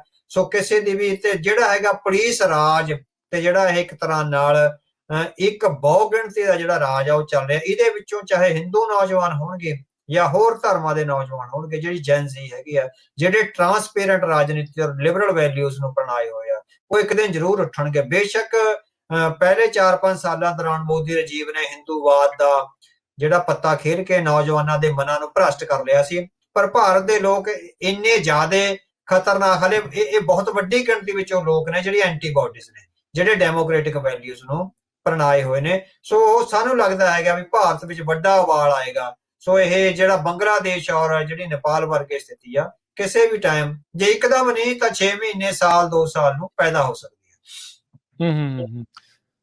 ਜੀ ਬਿਲਕੁਲ। ਮੋਦੀ ਦੇ ਜਨਮ ਦਿਨ ਦੇ ਉੱਤੇ ਮਾਈ ਮੋਦੀ ਸਟੋਰੀ ਕਰਕੇ ਹੈਸ਼ਟੈਗ ਕਰਕੇ ਜਿਹੜਾ ਬੜਾ ਚਲਾ ਰਹੇ ਵੀ ਖਬਰੇ ਮੋਦੀ ਦੇ ਕਰਕੇ ਦੁਨੀਆ ਜਾਂ ਜਿਹੜਾ ਇੰਡੀਆ ਆ, ਭਾਰਤ, ਉਹ ਸਾਰਾ ਕੁਝ ਇਸ ਤਰੀਕੇ ਦੇ ਨਾਲ ਜਿਹੜਾ ਉਹ ਵੱਧ ਰਿਹਾ ਆ। ਪਰ ਜਿਹੜੀ ਜਨਰੇਸ਼ਨ ਦੀ ਗੱਲ ਕਰਦੇ ਆ, ਜਿੰਨਾ ਉਹਨਾਂ ਦੇ ਸਾਹਮਣੇ ਚੀਜ਼ਾਂ ਆ, ਤੁਸੀਂ ਉਹਨਾਂ ਤੋਂ ਲੁਕਾ ਕੁਛ ਨਹੀਂ ਸਕਦੇ। ਉਹ ਪਰਦੇ ਦੇ ਪਿੱਛੇ ਦੀਆਂ ਚੀਜ਼ਾਂ ਨੂੰ ਦੇਖ ਸਕਦੇ ਆ। ਜਿੰਨਾ ਮਰਜ਼ੀ ਤੁਸੀਂ ਮੇਕਅਪ ਕਰਕੇ ਜਿਹੜਾ ਉਹ ਚੀਜ਼ਾਂ ਨੂੰ ਦਿਖਾਈ ਜਾਣ, ਇਹ ਭਾਂਪ ਲੈਂਦੇ ਨੇ। ਹਾਂਜੀ ਹਾਂਜੀ, ਬਿਲਕੁਲ। ਸੋ ਇਹ ਭਾਰਤ ਵਿੱਚ ਨਾ ਸਾਇੰਸ ਸ਼ੁਰੂ ਹੋ ਗਏ ਆ। ਪਿਛਲੇ ਹਫ਼ਤੇ ਬੰਬੇ ਦੀ ਜਿਹੜੀ IIT ਆ ਨਾ, ਸੋ ਸਭ ਤੋਂ ਇੱਕ 2 ਜਾਂ 3 IITs ਆ ਜਿਹੜੀਆਂ ਬਹੁਤ ਮਸ਼ਹੂਰ ਨੇ। ਸੋ ਬੰਬੇ ਦੀ IIT ਆ ਜਿਹੜੀ, ਉਹਦੇ ਵਿੱਚ ਉਹ ਸਭ ਤੋਂ ਵੱਧ ਜਿਹੜੇ ਬ੍ਰਿਲੀਅੰਟ ਸਟੂਡੈਂਟ ਆ ਉਹ ਕੱਢਦੀ ਹੈਗੀ ਆ। ਬੰਬੇ ਦੀ IIT ਵਿੱਚ ਇੱਕ ਕੈਪੀਟਲਿਜ਼ਮ ਬਾਰੇ ਸੈਮੀਨਾਰ ਹੋ ਰਿਹਾ ਸੀਗਾ। ਜਿਹੜਾ ਕੈਪੀਟਲਿਜ਼ਮ ਦੇ ਜਿਹੜੀਆਂ ਮੈਰਿਟਸ ਆ ਐਂਡ ਡੀਮੈਰਿਟਸ, ਉਹਦੇ ਤੇ ਸੈਮੀਨਾਰ ਹੋਣਾ। ਹੁਣ ਇਹ ਜੈਨ ਜ਼ੀ ਦੀ ਤੁਸੀਂ ਤਾਕਤ ਦੇਖੋ। ਜੈਨ ਜ਼ੀ ਦੇ ਜਿਹੜੇ ਉੱਥੇ ਨੌਜਵਾਨ ਪੜ੍ਹਦੇ ਨੇ ਸਾਰੇ, ਹਨਾ, ਨੌਜਵਾਨਾਂ ਨੇ ਜਿਹੜਾ ਪੋਸਟਰ ਜਾਰੀ ਕਰਿਆ ਨਾ, ਵੀ ਉੱਥੇ ਜਿਹੜਾ ਕੈਪੀਟਲਿਜ਼ਮ ਬਾਰੇ, ਇੱਕ ਤਾਂ ਤੁਸੀਂ ਦੇਖੋ ਵੀ ਕੈਪੀਟਲਿਜ਼ਮ ਬਾਰੇ ਸੈਮੀਨਾਰ ਹੋਣਾ, ਇੱਕ ਤਰ੍ਹਾਂ ਨਾਲ ਇਹ ਮੋਦੀ ਸਰਕਾਰ ਦੀਆਂ ਕਾਰਵਾਈਆਂ ਦੀ ਵਿਰੋਧਤਾ ਦਾ ਸਾਈਨ ਹੈਗਾ। ਜਿਹੜਾ ਪੋਸਟਰ ਜਾਰੀ ਕਰਿਆ, ਉਹਨਾਂ ਨੇ ਇੱਕ ਪਿਰਾਮਿਡ ਬਣਾਇਆ। ਪਿਰਾਮਿਡ ਟੌਪ ਤੇ ਜਿਹੜੀ ਹੈਗੇ ਆ ਵੀ ਪੈਸੇ ਦਿਖਾਏ ਆ, ਪੈਸਿਆਂ ਦਾ ਢੇਰ ਦਿਖਾਇਆ ਪਿਰਾਮਿਡ ਦੇ ਟੌਪ ਤੇ। ਉਹਦੇ ਥੱਲੇ ਨਾ ਤਿੰਨ ਜਿੱਦਾਂ ਕੈਰੀਕੇਚਰ ਬਣਾਏ ਹੈਗੇ ਆ, 3 ਸ਼ਖਸੀਅਤਾਂ ਦੇ। ਉਹਦੇ ਵਿੱਚ ਨਰਿੰਦਰ ਮੋਦੀ ਆ, ਅਮਿਤ ਸ਼ਾਹ ਤੇ ਯੋਗੀ ਆਦਿੱਤਿਆਨਾਥ ਆ। ਉਹਨਾਂ ਦੇ ਕੈਰੀਕੇਚਰ ਬਣਾ ਕੇ ਰੱਖਿਆ ਤੇ ਥੱਲੇ ਹੈਡਿੰਗ ਲਾਇਆ, look we have befooled you. Bharat ਦੇ ਲੋਕਾਂ ਨੂੰ ਕਿਹਾ ਵੀ ਦੇਖੋ, ਅਸੀਂ ਤੁਹਾਨੂੰ 3 ਜਣਿਆਂ ਨੇ ਮੂਰਖ ਬਣਾ ਰੱਖਿਆ। ਸੋ ਇਹ ਇੱਕ ਬਹੁਤ ਵੱਡਾ ਸਾਇੰਸ ਸੀ। ਬੰਬੇ ਦੀ IIT ਵਿੱਚ ਸੈਮੀਨਾਰ ਹੋਣਾ ਔਰ ਉਹ ਪੋਸਟਰ ਜਾਰੀ ਹੋ ਜਾਣਾ ਜੈਨਜ਼ੀ ਵੱਲੋਂ ਵੀ ਅਸੀਂ ਤੁਹਾਨੂੰ ਮੂਰਖ ਬਣਾ ਰੱਖਿਆ 3 ਲੋਕਾਂ ਨੇ। ਇਟ ਮੀਨਸ ਇਹ ਸਾਇੰਸ ਸ਼ੁਰੂ ਹੋ ਰਹੇ ਆ ਭਾਰਤ ਵਿੱਚ, ਹਨਾ, ਵੀ ਏਡੇ ਵੱਡੇ ਇੰਸਟੀਚਿਊਟ ਵਿੱਚੋਂ ਐਡੀ ਬਗਾਵਤ ਦੀ ਆਵਾਜ਼ ਆ ਜਾਣੀ। ਸੋ ਇਹ ਬਗਾਵਤ ਕਦੋਂ ਇੰਸਟੀਚਿਊਸ਼ਨ ਬਾਕੀਆਂ ਵਿੱਚ ਫੈਲ ਜਾਣੀ ਹੈਗੀ ਆ, ਔਰ ਕਦੋਂ ਨੌਜਵਾਨਾਂ ਨੇ ਜਿਹੜਾ ਸੜਕਾਂ ਤੇ ਆ ਜਾਣਾ ਹੈਗਾ। ਇਸ ਕੈਪੀਟਲਿਸਟ ਜਿਹੜੀ ਪੈਟੀ ਕੈਪੀਟਲਿਸਟ ਆ, ਜਿਹਦੇ ਵਿੱਚੋਂ ਰੁਜ਼ਗਾਰ ਘਟ ਰਹੇ ਆ, ਪਰ ਕੈਪੀਟਾ ਇਨਕਮ ਘਟ ਰਹੀ ਹੈਗੀ ਆ, ਪਰ ਕੁਝ ਚੁਣਿੰਦਾ ਜਿਹੜੇ ਲੋਕ ਨੇ ਉਹਨਾਂ ਦੀ ਇਨਕਮ ਵੱਧ ਰਹੀ ਹੈਗੀ ਆ। ਸਰਕਾਰ ਦੇ ਨਾਲ ਜੁੜੇ ਹੋਏ ਜਾਂ ਮੰਤਰੀਆਂ ਦੀ ਆਮਦਨ ਵੱਧ ਰਹੀ ਹੈਗੀ ਆ, ਜਾਂ ਉਹ 500 1000 ਕਰੋੜ ਰੁਪਈਆ ਇੱਕੋ ਟਰਮ ਚ ਕਮਾ ਜਾਂਦੇ ਹੈਗੇ। ਸੋ ਇਹ ਟਰਾਂਸਪੇਰੈਂਸੀ ਦੀ ਜਿਹੜੀ ਅਕਾਊਂਟੇਬਿਲਟੀ ਆ, ਉਹ ਭਾਰਤ ਵਿੱਚ ਵੀ ਬੰਗਲਾਦੇਸ਼ ਔਰ ਨੇਪਾਲ ਵਾਂਗ ਜ਼ਰੂਰ ਹੋਏਗੀ, ਕਦੋਂ ਹੁੰਦੀ ਆ ਇਹ ਪ੍ਰੈਡਿਕਟ ਕਰਨਾ, ਕਿਉਂਕਿ ਉਹਨਾਂ ਨੇ ਬਹੁਤ ਬਰੂਟਲੀ ਜਿਹੜਾ ਹੈਗਾ ਉਹ ਕਾਬੂ ਕਰਿਆ ਹੋਇਆ ਰਸ਼ੀਆ ਵਾਂਗ। ਸੋ ਕਿਉਂਕਿ ਰਸ਼ੀਆ ਵਿੱਚ ਵਾਰ-ਵਾਰ ਯਤਨ ਕਰਨ ਦੇ ਬਾਵਜੂਦ ਵੀ ਮੁਹਿੰਮ ਨਹੀਂ ਉੱਠ ਸਕੀ। ਭਾਰਤ ਵਿੱਚ ਉੱਠੇਗੀ ਪਰ ਟਾਈਮ ਲੱਗ ਸਕਦਾ। ਸਾਨੂੰ ਲੱਗਦਾ ਵੀ ਡੈਮੋਕ੍ਰੈਟਿਕ ਵੈਲਿਊਜ਼ ਨੂੰ, ਰੀਅਲ ਡੈਮੋਕ੍ਰੈਟਿਕ ਵੈਲਿਊਜ਼ ਨੂੰ ਜਿਹੜਾ ਪ੍ਰਣਾਉਣ ਲਈ ਇਹਦੇ ਵਿੱਚੋਂ ਰਾਹੁਲ ਗਾਂਧੀ ਆ ਜਿਹੜਾ, ਉਹ ਇੱਕ ਤਰ੍ਹਾਂ ਨਾਲ ਕਾਫੀ ਲੀਡਿੰਗ ਰੋਲ ਵਿੱਚ ਅੱਗੇ ਆ ਰਿਹਾ। ਜਿਸ ਤਰ੍ਹਾਂ ਉਹਨੇ ਆਹ ਸਾਰੀ ਜਿਹੜਾ ਘਪਾਸ ਹੈਗਾ ਵੋਟਾਂ ਦਾ, ਉਹਨੂੰ ਟਰਾਂਸਪੇਰੈਂਟ ਢੰਗ ਨਾਲ ਅਗਵਾਈ ਦਿੱਤੀ ਹੈਗੀ ਆ। ਸੋ ਉਹ ਇੱਕ ਤਰ੍ਹਾਂ ਨਾਲ ਜਿਹੜਾ ਜੈਨ ਜ਼ੀ ਦੇ ਆਗੂ ਵੱਲੋਂ ਉੱਭਰ ਸਕਦਾ ਹੈ। ਜੀ ਜੀ। ਸੋ ਇਹ ਪਿਰਾਮਿਡ ਆਫ ਕੈਪੀਟਲਿਸਟ ਸਿਸਟਮ ਕਾਫੀ ਜ਼ਿਆਦਾ ਕਹਿ ਸਕਦੇ ਹਾਂ ਵੀ ਉਸ ਦੇ ਬਾਰੇ ਆ। ਚਿੱਠੀ ਤੱਕ ਵੀ ਜਿਹੜੀਆਂ ਉਹ ਜਾਰੀ ਹੋ ਗਈਆਂ, ਕਾਫੀ ਰੌਲਾ ਰੱਪਾ ਜਿਹੜਾ ਇਸ ਦੇ ਵਿੱਚ, ਹਾਂਜੀ ਬਹੁਤ ਰੌਲਾ ਪਿਆ। ਇਵਨ ਦਿੱਲੀ ਤੱਕ ਤਾਰਾਂ ਖੜਕੀਆਂ ਨੇ ਵੀ ਇਹ ਹੋ ਕਿੱਦਾਂ ਗਿਆ। ਨਿਆਣਿਆਂ ਦੇ ਨਾਮ ਵੀ ਨਸ਼ਰ ਕਰਤੇ ਜੀ, ਆਹ ਬੰਦੇ ਸੀਗੇ ਜਿਨ੍ਹਾਂ ਨੇ ਇਸ ਦੇ ਵਿੱਚ ਕੰਟਰੀਬਿਊਟ ਕੀਤਾ ਇਸ ਨੂੰ ਬਣਾਉਣ ਦੇ ਲਈ। ਸੋ ਤੁਸੀਂ ਅੰਡਰਸਟੈਂਡ ਕਰ ਸਕਦੇ ਆ ਵੀ ਉਹ ਡਰਦੇ ਕਿਉਂ ਆ, ਇਹਨਾਂ ਦੀ ਪਾਵਰ ਤੋਂ ਕਿਉਂ ਡਰਦੇ ਆ, ਕਿਉਂ ਚਾਹੁੰਦੇ ਆ ਵੀ ਇਹਨਾਂ ਨੂੰ ਨਾ ਹੀ ਕੁਝ ਪਤਾ ਜਿਹੜਾ ਉਹ ਲੱਗੇ। ਅੱਗੇ ਆਪਾਂ ਅਵਤਾਰ ਸਿੰਘ ਜੀ ਵੱਧਦੇ ਆ, ਥੋੜਾ ਜੀਓ ਪੋਲਿਟਿਕਸ ਦੇ ਵੱਲ ਨੂੰ ਵਧੀਏ। ਇੰਡੀਆ, US, ਚਾਈਨਾ ਜੋ ਇਸ ਟਾਈਮ ਸਿਚੁਏਸ਼ਨ ਬਣੀ ਪਈ ਆ ਉਸ ਨੂੰ ਲੈ ਕੇ ਅਮਰੀਕਾ ਹੁਣ ਕਿਤੇ ਨਾ ਕਿਤੇ ਇਹ ਸਮਝ ਰਿਹਾ ਆ ਵੀ ਭਾਰਤ ਨੂੰ ਹੁਣ ਉਹ ਚੀਨ ਦਾ ਮੁਕਾਬਲਾ ਕਰਨ ਵਾਲਾ ਮੁਲਕ ਨਹੀਂ ਮੰਨਦਾ। ਸੋ ਇਹਦੀ ਉਹਦੀ ਸਮਝ ਜਿਹੜੀ ਉਹ ਆ ਰਹੀ ਆ। ਇਹ ਪਾਲਿਸੀ ਸ਼ਿਫਟ ਦੇ ਕੀ ਮਤਲਬ ਹਨ? ਹਾਂਜੀ, ਉਹ ਕਿਉਂਕਿ ਪਾਲਿਸੀ ਸ਼ਿਫਟ ਤਾਂ ਲਗਾਤਾਰ ਜਿਹੜੀ ਗਲੋਬਲ ਡੈਮੋਕ੍ਰੇਸੀ ਆ ਉਹਦੇ ਵਿੱਚ ਪਾਲਿਸੀ ਸ਼ਿਫਟ ਵਾਰ-ਵਾਰ ਹੁੰਦੇ ਰਹਿੰਦੇ ਹੈਗੇ ਆ। ਕਈ ਪਾਲਿਸੀ ਸ਼ਿਫਟ ਇੱਕ ਮਹੀਨੇ 'ਚ ਹੀ ਹੋ ਜਾਂਦੇ ਆ, ਕੋਈ 6 ਮਹੀਨੇ ਲੱਗਦੇ ਆ, ਕੋਈ ਸਾਲਾਂ ਜਾਂ ਦਹਾਕੇ ਲੱਗ ਜਾਂਦੇ ਹੈਗੇ। ਸੋ ਜਿਸ ਤਰ੍ਹਾਂ ਦੇ ਪੋਸਚਰਸ ਆ ਜਿਹੜੇ ਇਕਨੋਮਿਕਲੀ ਭਾਰਤ ਦਿਖਾ ਰਿਹਾ ਹੈਗਾ, ਡਿਪਲੋਮੈਟਿਕਲੀ ਚਾਈਨਾ ਤੇ ਰਸ਼ੀਆ ਨਾਲ ਜਾਣ ਦਾ ਜਿਹੜਾ ਐਕਸਿਸ ਆਫ ਈਵਲ ਜਾਂ ਐਕਸਿਸ ਆਫ ਟਾਇਰਨੀ ਨਾਲ ਜਾਣ ਦਾ ਦਿਖਾ ਰਿਹਾ ਹੈਗਾ, ਉਹਦੇ ਚ ਉੱਤੇ ਬਾਕੀ ਜਿਹੜਾ ਹੈਗਾ ਵੀ ਉਹਨਾਂ ਦੀ ਇਕਨੋਮਿਕ ਸਿਚੁਏਸ਼ਨ ਦਾ, ਹੁਣ ਅਮਰੀਕਾ ਤੋਂ ਵੱਧ ਤਾਂ ਭਾਰਤ ਦੀ ਇਕਨੋਮਿਕ ਸਿਚੁਏਸ਼ਨ ਦਾ ਕਿਸੇ ਨੂੰ ਨਹੀਂ ਪਤਾ ਹੋਊਗਾ ਨਾ। ਸੋ ਉਹਨਾਂ ਦੇ ਜਿਹੜੇ ਇੰਨਾ ਵੱਡਾ ਉਹਨਾਂ ਦਾ ਤਾਮ ਝਾਮ ਹੈਗਾ, ਹਰੇਕ ਮੁਲਕ ਦੀ ਇਕਨੋਮੀ ਕਿੱਥੇ ਖੜੀ ਆ, ਕਿੰਨੀ ਉਹਦੇ ਚ ਮੈਨੀਪੂਲੇਸ਼ਨ ਹੈਗੀ ਆ, ਕਿੰਨਾ ਉਹ ਸੱਚਾਈ ਹੈਗੀ, ਉਹ ਸਾਰਾ ਕੁਝ ਪਤਾ ਹੈਗਾ। ਸੋ ਉਹ ਤਾਂ ਇਹ ਹੈਗਾ ਵੀ ਉਹ ਠੁੰਮਣਾ ਦੇ ਕੇ ਇਹਨਾਂ ਨੂੰ ਚਲਾ ਰਹੇ ਸੀ। ਜਿਹੜਾ ਟਰੰਪ ਨੇ ਹੁਣ ਇੰਨੇ ਜ਼ਿਆਦਾ ਕਿਹਾ ਵੀ 50 ਬਿਲੀਅਨ ਦਾ ਡੈਫਿਸਿਟ ਆ, ਉਹ ਬਾਕੀ ਰਾਸ਼ਟਰਪਤੀਆਂ ਨੂੰ ਵੀ ਪਤਾ ਸੀ। ਸਿਰਫ ਉਹ ਹੀ ਸੀਗਾ ਵੀ ਚਲੋ ਕੋਈ ਗੱਲ ਨਹੀਂ, ਖੇਡੀ ਜਾਣ ਦੋ ਜਿਹੜੇ ਖੇਡਦੇ ਹੈਗੇ ਆ। ਪਰ ਮੈਨੂੰ ਲੱਗਦਾ ਹੈਗਾ ਵੀ ਵੈਸਟ ਵਿੱਚ ਇੱਕ ਤਾਂ ਹਿੰਦੂਇਜ਼ਮ ਬਾਰੇ, ਹਿੰਦੂ ਡਿਪਲੋਮੇਸੀ ਬਾਰੇ ਤੇ ਇਹ ਜਿਹੜੀਆਂ ਡਿਪਲੋਮੇਸੀ ਵਿੱਚ ਚਲਾਕੀਆਂ ਨੇ ਉਹਦੇ ਬਾਰੇ ਬੜੀ ਗੰਭੀਰ ਆ ਜਿਹੜੀ ਰਿਸਰਚ ਪ੍ਰੋਜੈਕਟ ਆ ਸਾਡੇ ਹਿਸਾਬ ਨਾਲ। ਸਮੁੱਚੇ ਰਿਲੀਜਨ ਬਾਰੇ, ਸਮੁੱਚੇ ਹਿੰਦੂ ਸਿਵਲਾਈਜੇਸ਼ਨ ਬਾਰੇ ਤੇ ਇਹਨਾਂ ਦੇ ਜਿਹੜੀਆਂ ਸਮੁੱਚੀਆਂ ਪਿਛਲੀਆਂ ਸਿਧਾਂਤਕ ਕਾਰਵਾਈਆਂ ਨੇ, ਈਵਨ ਪ੍ਰੀ ਕਲੋਨੀਅਲ ਐਰਾ ਤੇ ਕਲੋਨੀਅਲ ਐਰਾ ਦੌਰਾਨ ਜਿਹੜੀ ਹੈਗੀ ਉਹਦੇ ਤੇ ਕਾਫੀ ਜ਼ਿਆਦਾ ਜਿਹੜੀ ਸਟੱਡੀਜ਼ ਆ ਜਿਹੜੀਆਂ ਸ਼ੁਰੂ ਹੋ ਗਈਆਂ ਨੇ। ਸੋ ਵੈਸਟ ਨੂੰ ਜਿਹੜਾ ਹੈਗਾ ਅਸਲੀ ਚਿਹਰਾ ਹੈ ਜਿਹੜਾ ਹਿੰਦੂ ਫਾਸ਼ਿਜ਼ਮ ਦਾ, ਉਹ ਸਾਹਮਣੇ ਆਉਣ ਲੱਗਿਆ ਹੈਗਾ। ਸੋ ਇਸ ਕਰਕੇ ਹੋ ਸਕਦਾ, ਬੇਸ਼ੱਕ ਕਈ ਵਾਰੀ ਹੁੰਦਾ ਵੀ ਸਰਕਾਰਾਂ ਸਮਝਣ ਦੇ ਬਾਵਜੂਦ ਵੀ ਆਪਣੇ ਕੁਝ ਇੰਟਰਸਟ ਨੂੰ ਅੱਗੇ ਵਧਾਉਣ ਲਈ ਕਾਫੀ ਦੇਰ ਕਰ ਦਿੰਦੀਆਂ ਨੇ। ਸੋ ਸਾਨੂੰ ਲੱਗ ਰਿਹਾ ਹੈਗਾ ਖਾਸ ਕਰਕੇ ਯੂਰਪ ਦੀਆਂ ਯੂਨੀਵਰਸਿਟੀਆਂ ਵਿੱਚ ਕਾਫੀ ਸਾਰੇ ਜਿਹੜੇ ਹੈਗੇ ਰਿਲੀਜਨ ਬਾਰੇ ਤੇ ਇਹਨਾਂ ਦੇ ਜਿਹੜੇ ਸਮੁੱਚੇ ਰਿਲੀਜਨ ਦੇ ਪਿੱਛੇ ਛੁਪੀ ਹੋਈ ਪੋਲਿਟਿਕਸ ਆ ਜਿਹੜੀ ਹਿੰਦੂਤਵਾਦੀ, ਉਹਦੇ ਬਾਰੇ ਕਾਫੀ ਜਿਹੜੀ ਹੈਗੀ ਵਿਚਾਰ ਚਰਚਾ ਜਿਹੜੀ ਹੋ ਰਹੀ ਹੈਗੀ ਆ। ਸੋ ਇਹ ਹੋ ਸਕਦਾ ਵੀ ਉਹਦਾ ਹੀ ਇੱਕ ਨਤੀਜਾ ਹੋਵੇ ਕਿ ਜਿਹੜਾ ਹੈਗਾ ਡੋਨਲਡ ਟਰੰਪ ਤੇ ਜਿਹੜਾ ਅਮਰੀਕੀ ਪ੍ਰਸ਼ਾਸਨ ਹੈਗਾ, ਤੇ ਦੂਸਰਾ ਜਿਹੜੀ ਸ਼ਿਫਟ ਆ ਵੀ ਪਾਕਿਸਤਾਨ ਵੱਲ ਸ਼ਿਫਟ ਉਹਨਾਂ ਦੀ ਜਾ ਰਹੀ ਹੈਗੀ ਆ, ਤੇ ਜਿਹੜਾ ਸਾਊਥ ਏਸ਼ੀਆ ਦਾ ਇੱਕ ਰੀਸਟਰਕਚਰਿੰਗ ਦਾ ਪ੍ਰੋਜੈਕਟ ਹੈਗਾ, ਬੇਸ਼ੱਕ ਹਲੇ ਡਿਊ ਆ, ਲੌਂਗ ਡਿਊ ਹੈਗਾ, 25-30 ਸਾਲ 40 ਸਾਲ ਵੀ ਲੱਗ ਸਕਦੇ ਆ। ਉਹ ਤੋਂ ਪਹਿਲਾਂ ਵੀ ਜਿਹੜਾ ਹੋ ਸਕਦਾ ਹੁੰਦਾ, ਹਾਲਾਤ ਬਦਲਦੇ, ਜਿਹੜਾ ਕੁਝ ਨਹੀਂ ਪਤਾ ਲੱਗਦਾ।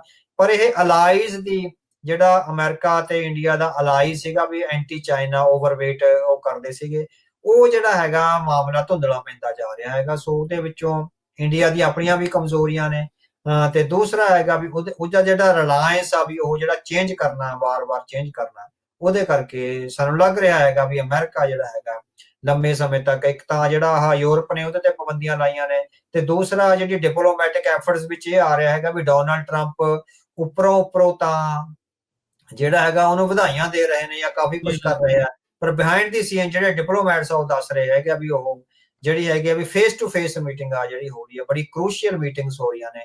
ਔਰ ਅਮਰੀਕਾ ਜਿਹੜਾ ਹੈਗਾ ਆਪਣੀ ਪੋਲੀਟੀਕਲ ਪਾਲਿਸੀ ਤੇ ਇਕਨੋਮਿਕ ਪਾਲਿਸੀ ਭਾਰਤ ਤੇ ਥੋਪਣ ਲਈ ਜਿਹੜਾ ਹੈਗਾ ਵੱਡਾ ਦਬਾਅ ਪਾ ਰਿਹਾ ਹੈਗਾ। ਭਾਰਤ ਦੇ ਜਿਹੜੇ ਕੁਝ ਬਿਜ਼ਨਸ ਰਿਪਰੈਜ਼ੈਂਟੇਟਿਵਸ ਨੇ ਹਰੇ ਉਹਨੂੰ ਰੈਜ਼ਿਸਟ ਕਰ ਰਹੇ ਨੇ। ਸੋ ਸਾਨੂੰ ਲੱਗਦਾ ਹੈਗਾ ਵੀ ਅਲਟੀਮੇਟਲੀ ਉਹਨੂੰ ਜਿਹੜਾ ਹੈਗਾ ਅਮਰੀਕਾ ਦੇ ਅੱਗੇ ਗੋਡੇ ਟੇਕਣੇ ਪੈਣਗੇ, ਤਾਂ ਕਿ ਜਿਹੜੀ ਉਹਦੀ ਖੁਸ਼ ਉਹਦੀ ਹਾਸਲ ਕਰਕੇ ਜਿਹੜੀਆਂ ਅਮਰੀਕਨ ਟੈਕਨੋਲੋਜੀ ਦੀਆਂ ਉਹ ਸਹੂਲਤਾਂ ਵਰਤ ਰਿਹਾ ਹੈਗਾ, ਮਾਈਕਰੋਸਾਫਟ ਵਗੈਰਾ, ਸਵਿਫਟ ਵਗੈਰਾ ਤੇ ਹੋਰ ਬਹੁਤ ਕੁਛ ਹੈ। ਸੋ ਉਹ ਤਾਂ ਹੀ ਰਹਿਣਗੀਆਂ ਜਦੋਂ ਤੱਕ ਕਿ ਉਹ ਅਮਰੀਕਾ ਨਾਲ ਜਿਹੜਾ ਬਣਾ ਕੇ ਰੱਖੇਗਾ, ਵਰਨਾ ਜਿਹੜਾ ਹੈਗਾ ਉਹਦੇ ਲਈ ਉਹਦੀ ਇਕਨੋਮੀ ਦਾ ਕੋਲਾਪਸ ਜਿਹੜਾ ਉਹ ਸਾਡੇ ਸਾਹਮਣੇ ਨਜ਼ਰ ਆ ਰਿਹਾ ਹੈ ਜੀ। ਜਿਹੜੇ ਟ੍ਰੇਡ ਵਾਲੇ ਆ ਹੁਣ ਜਦੋਂ ਉਹ ਕਹਿੰਦੇ ਆ ਜਿਹੜੇ ਲੁਟਨਿਕ ਨੇ ਉਹਨਾਂ ਦੇ ਬਾਰ-ਬਾਰ ਆਉਂਦੇ ਆ, ਨਵਾਰੋ ਹੋਣਾ ਦੇ ਵੀ ਬਿਆਨਾਂ ਦੀ ਆਪਾਂ ਚਰਚਾ ਜਿਹੜੋ ਕੀਤੀ ਸੀ ਜਦੋਂ ਉਹਨਾਂ ਨੇ ਬ੍ਰਾਹਮਣ ਦਾ ਨਾਮ ਸਿੱਧਾ ਲੈ ਕੇ ਹਮਲਾ ਇੰਡੀਆ ਦੇ ਉੱਤੇ ਇੱਕ ਹਿਸਾਬ ਦੇ ਨਾਲ ਕੀਤਾ ਸੀ। ਲੁਟਨਿਕ ਉਹਨਾਂ ਨੇ ਕਿਹਾ ਵੀ ਇਹ ਤਾਂ ਰੌਲਾ ਪਾਉਂਦੇ ਆ ਵੀ ਸਾਡੇ ਕੋਲ 1.4 ਬਿਲੀਅਨ ਦੀ ਆਬਾਦੀ, 140 ਕਰੋੜ ਜਾਂ 150 ਕਰੋੜ ਸਾਡੇ ਆਬਾਦੀ ਆ, ਵੀ 25 ਕਿਲੋ ਦਾ ਤੁਸੀਂ ਸਾਡਾ ਜਿਹੜਾ ਕਾਰਨ ਮੱਕੀ ਜਿਹੜੀ ਉਹ ਤੱਕ ਨਹੀਂ ਜਿਹੜੀ ਉਹ ਖਰੀਦਦੇ। ਸੋ ਇੱਕ ਪਾਸੇ ਜਿੱਦਾਂ ਆਪਾਂ ਦੱਸ ਰਹੇ ਹਾਂ ਵੀ ਡਿਪਲੋਮੈਟਿਕਲੀ ਮੋਦੀ ਹੁਣਾਂ ਨੂੰ ਵਧਾਈ ਵੀ ਜਿਹੜੀ ਟਰੰਪ ਹੋਣੀ ਦਿੰਦੇ ਆ, ਪਰ ਅੰਦਰ ਖਾਤੇ ਜਿਹੜਾ ਆ ਉਹ ਵੀ ਇਹ ਸਾਰਾ ਕੁਝ ਜਿਹੜਾ ਉਹ ਚੱਲ ਰਿਹਾ, ਮੈਸੇਜਿੰਗ ਜਿਹੜੀ ਆ ਉਹ ਕਲੀਅਰ ਆ। ਜਦੋਂ ਹੁਣ ਰੀਸੈਂਟਲੀ ਫਿਰ ਜਾ ਕੇ ਆਏ ਸੀਗੇ ਜਿਹੜੇ US ਦੇ ਟ੍ਰੇਡ ਰਿਪਰੈਜ਼ੈਂਟੇਟਿਵ, ਉਹ ਜਿਹੜੇ ਗਏ ਉਹਨਾਂ ਦੇ ਵਿੱਚ ਰਸ਼ੀਅਨ ਤੇਲ ਨੂੰ ਲੈ ਕੇ ਕੋਈ ਗੱਲਬਾਤ ਨਹੀਂ ਸੀ। ਇੰਡੀਆ ਨੇ ਜਿਹੜਾ ਆਪਣਾ ਬਿਆਨ ਜਾਰੀ ਕੀਤਾ ਸੀ ਉਹਦੇ ਵਿੱਚ ਜਿਹੜੇ ਗਰੀਰ ਨੇ ਉਸ ਪਾਸੇ ਵੱਲ ਦੇ ਮੇਨ ਐਨਵੋਏ ਉਹ ਮਿਸਿੰਗ ਸੀਗੇ, ਉਹ ਗੱਲਬਾਤ ਲਈ ਨਹੀਂ ਸੀ ਗਏ।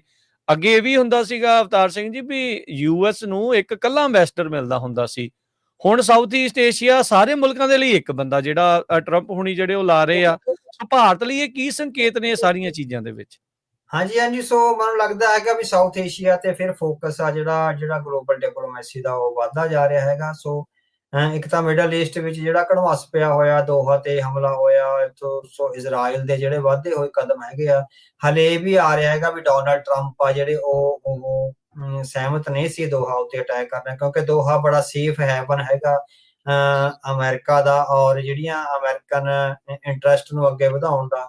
ਸੋ ਇਹ ਵੀ ਕੁਝ ਮੀਡੀਆ ਆਊਟਲੈਟਸ ਵਿੱਚ ਆ ਰਿਹਾ ਹੈਗਾ ਵੀ ਉਹ ਮੁਸਾਦ ਦੀ ਸਹਿਮਤੀ ਤੋਂ ਬਿਨਾਂ ਜਿਹੜਾ ਕੀਤਾ ਗਿਆ ਹੈਗਾ, ਜਿਹੜੀ ਇਜ਼ਰਾਈਲੀ ਇੰਟੈਲੀਜੈਂਸ ਏਜੰਸੀ ਆ ਉਹ ਵੀ ਹੱਕ ਵਿੱਚ ਨਹੀਂ ਸੀ ਜਿਹੜਾ ਦੋਹਾ ਤੇ ਹਮਲਾ ਕਰਨ ਦੇ, ਹਨਾ। ਸੋ ਪਰ ਕਹਿੰਦੇ ਵੀ ਨੇਤਨਯਾਹੂ ਨੇ ਆਪਣੇ ਤੌਰ ਤੇ ਫੈਸਲਾ ਲੈ ਕੇ ਉਹ ਕੀਤਾ ਹੈਗਾ। ਸੋ ਸਾਊਥ ਏਸ਼ੀਆ ਮਿਡਲ ਈਸਟ ਤੋਂ ਬਾਅਦ ਆ ਜਿਹੜਾ ਮੁੜ ਕੇ ਸੁਰਖੀਆਂ ਵਿੱਚ ਉੱਭਰ ਰਿਹਾ। ਜਿਸ ਤਰ੍ਹਾਂ ਅਫਗਾਨਿਸਤਾਨ ਨੂੰ ਛੱਡਣ ਤੋਂ ਬਾਅਦ ਲੱਗਦਾ ਸੀਗਾ ਵੀ ਇੱਥੋਂ ਉਹਨਾਂ ਨੇ ਆਪਣਾ ਬੋਰੀਆ ਬਿਸਤਰਾ ਚੁੱਕ ਲਿਆ ਹੈਗਾ ਸਾਊਥ ਏਸ਼ੀਆ ਚੋਂ, ਵੀ ਚਾਈਨਾ ਫੋਕਸ ਹੋ ਗਿਆ। ਸੋ ਹੁਣ ਦੁਬਾਰੇ ਇਹ ਲੱਗ ਰਿਹਾ ਹੈਗਾ ਵੀ ਵਿਦ ਚਾਈਨਾ ਫੋਕਸ ਜਿਹੜਾ ਸਾਊਥ ਏਸ਼ੀਆ ਹੈਗਾ ਉਹਦੇ ਵਿੱਚ ਪਾਕਿਸਤਾਨ ਨਾਲ ਜਿਹੜੀ ਨੇੜਤਾ ਹੈਗੀ ਆ। ਸੋ ਹੁਣ ਪਾਕਿਸਤਾਨ ਦਾ ਆਹ ਦੋਹਾ ਦੇ ਹਮਲੇ ਤੋਂ ਬਾਅਦ ਪਾਕਿਸਤਾਨ ਦਾ ਅੱਜ ਸਾਊਦੀ ਅਰੇਬੀਆ ਵਿੱਚ ਉਹਦੇ ਪ੍ਰਧਾਨ ਮੰਤਰੀ ਦਾ ਜਿਹੜਾ ਰੈੱਡ ਕਾਰਪਟ ਨਾਲ ਸਵਾਗਤ ਕੀਤਾ ਗਿਆ ਔਰ 21 ਤੋਪਾਂ ਦੀ ਸਲਾਮੀ ਦਿੱਤੀ ਗਈ ਹੈ। ਸੋ ਪਾਕਿਸਤਾਨ ਦੀ ਜਿਹੜੀ ਇਮੇਜ ਨੂੰ ਵਧਾ ਰਿਹਾ। ਹੋ ਤਾਂ ਸਾਰਾ ਕੁਝ ਅਮਰੀਕਾ ਦੇ ਉਹਦੇ 'ਚ ਹੀ ਰਿਹਾ ਨਾ। ਸੋ ਜਿਸ ਤਰ੍ਹਾਂ ਅਮਰੀਕਾ ਕਹਿ ਰਿਹਾ, ਸਾਊਦੀ ਅਰੇਬੀਆ ਨੇ ਵੀ ਅੱਗੇ ਨਹੀਂ ਉਹਨਾਂ ਨੇ ਬੁਲਾ ਕੇ ਕਰ ਲਿਆ ਇਸ ਤਰ੍ਹਾਂ ਪਹਿਲਾਂ। ਸੋ ਇਟ ਮੀਨਸ ਕੋਈ ਵੱਡੀ ਜਿਹੜੀ ਹੈਗੀ ਆ ਪੋਲੀਟੀਕਲ ਜਿਹੜੀ ਸਰਗਰਮੀ ਉਹ ਹੋ ਰਹੀ ਹੈਗੀ ਆ। ਦੂਜੇ ਪਾਸੇ ਇਜ਼ਰਾਈਲ ਦੇ ਇੱਕ ਅਖਬਾਰ ਵਿੱਚ ਦੂਸਰੇ ਜਿਹੜਾ ਬਲੋਚਿਸਤਾਨ ਦਾ ਲੀਡਰ ਹੈਗਾ ਉਹਦੀ ਜਿਹੜੀ ਲੰਬੀ ਇੰਟਰਵਿਊ ਛਪੀ ਆ ਔਰ ਉਹਦੇ ਵਿੱਚ ਉਹਨੇ ਇਹ ਕਿਹਾ ਹੈਗਾ ਵੀ ਜੇ ਤੁਸੀਂ ਬਲੋਚਿਸਤਾਨ ਨੂੰ ਆਜ਼ਾਦ ਕਰਾ ਦਿੰਦੇ ਹੋ ਤਾਂ ਅਸੀਂ ਇਜ਼ਰਾਈਲ ਨੂੰ ਐਜ਼ ਏ ਮੁਲਕ ਆ ਜਿਹੜੀ ਸਟੇਟ ਮਾਨਤਾ ਦੇ ਦੇਵਾਂਗੇ। ਸੋ ਬੜਾ ਕੁਛ ਆ ਬਿਹਾਈਂਡ ਦੀ ਸੀਨ ਜਿਹੜਾ ਹੈਗਾ ਚੱਲ ਰਿਹਾ। ਉਹਦੇ ਚੋਂ ਹੁਣ ਬੈਲੈਂਸਿੰਗ ਪਾਵਰ ਇਹ ਹੋ ਰਹੀ ਹੈਗੀ ਆ ਵੀ ਹੋ ਸਕਦਾ ਉਹ ਸਮੁੱਚੇ ਜਿਹੜਾ ਸਾਊਥ ਏਸ਼ੀਆ ਹੈਗਾ, ਪਾਕਿਸਤਾਨ, ਕਿਉਂਕਿ ਅੱਜ ਖਬਰਾਂ ਨੇ ਵੀ ਬੰਗਲਾਦੇਸ਼ ਵਿੱਚ ਕਾਫੀ ਵੱਡੀ ਪੱਧਰ ਤੇ ਜਾਪਾਨ ਤੋਂ ਟੈਕਨੋਕ੍ਰੇਟਸ ਆ ਕੇ ਉਤਰੇ ਨੇ ਔਰ ਜਿਹੜੇ ਅਮਰੀਕਨ ਜਹਾਜ਼ ਵਿੱਚ ਆਏ ਨੇ। ਸੋ ਇਹ ਵੀ ਖਬਰਾਂ ਮੀਡੀਆ ਵਿੱਚ ਆ ਰਹੀਆਂ ਨੇ। ਸੋ ਜਾਪਾਨ, ਸ਼੍ਰੀਲੰਕਾ ਤੇ ਇਹ ਸਾਰੇ ਜਿਹੜੇ ਮੁਲਕ ਨੇ, ਸੋ ਇਹ ਈਵਨ ਪਾਕਿਸਤਾਨ ਆ ਜਿਹੜਾ ਹੁਣ ਭਾਰਤ ਇਸ ਗੋਲਧਾਰੇ ਵਿੱਚ ਆਉਂਦਾ ਜਾਂ ਨਹੀਂ ਆਉਂਦਾ, ਸਰਕਲ ਵਿੱਚ ਆਉਂਦਾ ਜਾਂ ਨਹੀਂ ਆਉਂਦਾ, ਇਹ ਦੇਖਣ ਵਾਲੀ ਗੱਲ ਹੋਊਗੀ। ਪਰ ਸਾਊਥ ਏਸ਼ੀਆ ਦੁਬਾਰੇ ਜਿਹੜੀ ਹੈਗੀ ਡਿਪਲੋਮੇਸੀ ਦੇ ਫੋਕਸ ਵਿੱਚ ਆ ਗਿਆ ਹੋਇਆ, ਖਾਸ ਨਾਲ ਮਿਡਲ ਈਸਟ।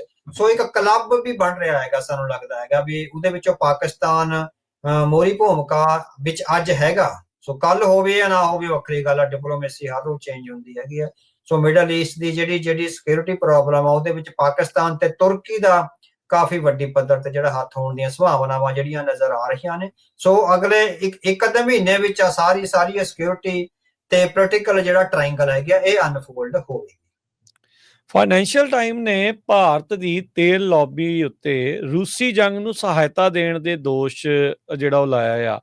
ਟਰੰਪ ਹੁਣਾਂ ਨੇ ਵੀ ਕਿਹਾ ਸੀ, ਉਹਨਾਂ ਨੇ EU ਨੂੰ ਕਿਹਾ ਵੀ ਇਹਨਾਂ ਉੱਤੇ 100% ਟੈਰਿਫ ਵੀ ਜਿਹੜਾ ਉਹ ਲਾ ਦਿਓ। ਬਾਰ-ਬਾਰ ਬਿਆਨ ਇੱਦਾਂ ਦੇ ਰਸ਼ੀਅਨ ਆਇਲ ਤੇ ਪੁਤਿਨਸ ਵਾਰ ਨੂੰ ਲੈ ਕੇ ਜਿਹੜਾ ਆ ਉਹ ਸੁਣਦੇ ਰਹਿੰਦੇ ਆ। ਕੀ ਇਹ ਗੱਲਾਂ ਸਹੀ ਨੇ? ਹਾਂਜੀ ਹਾਂਜੀ, ਸੋ ਫਾਈਨੈਂਸ਼ੀਅਲ ਟਾਈਮਜ਼ ਦਾ ਰੀਸੈਂਟਲੀ ਜਿਹੜਾ ਹੈਗਾ ਉਹਨੇ ਕਾਫੀ ਇੰਡੀਆ ਤੇ 2-3 ਸਟੋਰੀਆਂ ਜਿਹੜੀਆਂ ਹੈਗੀਆਂ ਕਾਫੀ ਕਰੀਆਂ ਨੇ। ਸੋ ਉਹਦੇ ਚੋਂ ਇਹ ਤੇਲ ਵਾਲਾ ਹੈਗਾ, ਸੋ ਤੇ ਦੂਜਾ ਸਿਲੀਕਨ ਵੈਲੀ ਤੇ ਕਰੀ ਹੈ ਜਿਹਦੀ ਆਪਾਂ ਅੱਗੇ ਗੱਲ ਕਰਾਂਗੇ। ਸੋ ਤੇਲ ਵਾਲੀ ਤੇ ਉਹਨਾਂ ਨੇ ਕਿਹਾ ਹੈਗਾ ਵੀ ਯੂਰਪੀਅਨ ਯੂਨੀਅਨ ਕਾਫੀ ਵੱਡੇ ਦਬਾਅ 'ਚ ਆ।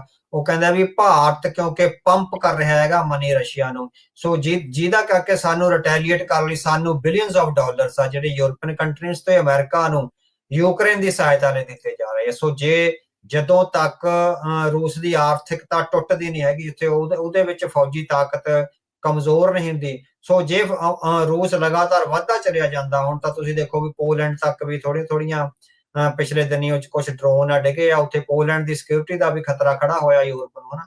ਸੋ ਹੁਣ ਜਿਹੜਾ ਯੂਰਪੀਅਨ ਯੂਨੀਅਨ ਤੇ ਅਮਰੀਕਾ ਉਹਦੀ ਇਹੀ ਚਾਂਸਸ ਨੇ ਵੀ ਰੂਸ ਦੀ ਆਰਥਿਕਤਾ ਨੂੰ ਤੋੜਿਆ ਜਾਵੇ, ਉਹਦੀ ਫੌਜੀ ਪਾਵਰ ਤਾਂ ਘੱਟ ਹੋਏਗੀ। ਜੇ ਫੌਜੀ ਪਾਵਰ ਨਹੀਂ ਘੱਟ ਹੁੰਦੀ, ਉਹਨੂੰ ਇੰਡੀਆ ਦੀਆਂ ਪ੍ਰੋਕਸੀਜ਼ ਆ ਜਿਹੜੀਆਂ ਉਹ ਆਰਥਿਕ ਸਹਾਇਤਾ ਦੇਈ ਜਾਂਦੀਆਂ ਤੇਲ ਵੇਚ ਕੇ, ਕਿਉਂਕਿ ਫਾਈਨੈਂਸ਼ੀਅਲ ਟਾਈਮਸ ਕਹਿੰਦਾ ਵੀ 2022 ਤੋਂ ਪਹਿਲਾਂ ਭਾਰਤ ਸਿਰਫ 1% ਤੇਲ ਖਰੀਦਦਾ ਸੀ ਤੇ ਹੁਣ 40-45% ਤੱਕ ਤੇਲ ਆ ਜਿਹੜਾ ਉਹ ਸਾਰਾ, ਉਹ ਕਹਿੰਦੇ ਵੀ ਇੰਨੀ 40-45% ਉਹਦੀ ਆਪਣੀ ਨੀਡ ਨਹੀਂ ਹੈ, ਹਨਾ। ਸੋ ਜੇ 1% ਨਾਲ 2022 ਤੋਂ ਪਹਿਲਾਂ ਉਹ ਚਲਾ ਸਕਦਾ ਸੀ, ਤਾਂ ਜਿਹੜਾ ਬਾਕੀ 39% ਹੈਗਾ ਉਹਦੀ ਆਪਣੀ ਬੇਸਿਕ ਨੀਡ ਨਹੀਂ ਹੈਗੀ, ਉਹ ਪ੍ਰੋਫਿਟਿੰਗ ਕਰ ਰਿਹਾ ਹੈਗਾ ਆਪਣੀਆਂ ਉੱਥੇ ਰਿਫਾਈਨਰੀਆਂ ਵਿੱਚ ਤੇਲ ਆ ਜਿਹੜਾ ਕੱਢ ਕੇ ਤੇ ਮੁੜ ਕੇ ਯੂਰਪ ਨੂੰ ਜਾਂ ਹੋਰ ਕੰਟਰੀਜ਼ ਨੂੰ ਵੇਚ ਕੇ ਉਹਦਾ ਪੈਸਾ ਆ ਜਾਏਗਾ। ਜਿਹੜਾ ਅਸਲ ਵਿੱਚ ਉਹ ਇੱਕ ਤਰ੍ਹਾਂ ਨਾਲ ਇਹ ਸੰਕੇਤ ਦੇ ਰਹੇ ਹੈਗੇ ਵੀ ਭਾਰਤ ਦੀਆਂ ਰਿਫਾਈਨਰੀਆਂ ਇੱਕ ਤਰ੍ਹਾਂ ਨਾਲ ਰਸ਼ੀਅਨ ਰਿਫਾਈਨਰੀਆਂ ਦੇ ਤੌਰ ਤੇ ਵਰਤੀਆਂ ਜਾਂਦੀਆਂ, ਵੀ ਉਹ ਜਿਹੜਾ ਰਿਫਾਈਨਰੀਆਂ ਚੋਂ ਪੈਸਾ ਜਿਹੜਾ ਜਾਂਦਾ ਹੈਗਾ ਉਹ ਸਿੱਧਾ ਰਸ਼ੀਆ ਨੂੰ ਜਾਂਦਾ ਹੈਗਾ। ਭਾਰਤ ਦੀਆਂ ਰਿਫਾਈਨਰੀਆਂ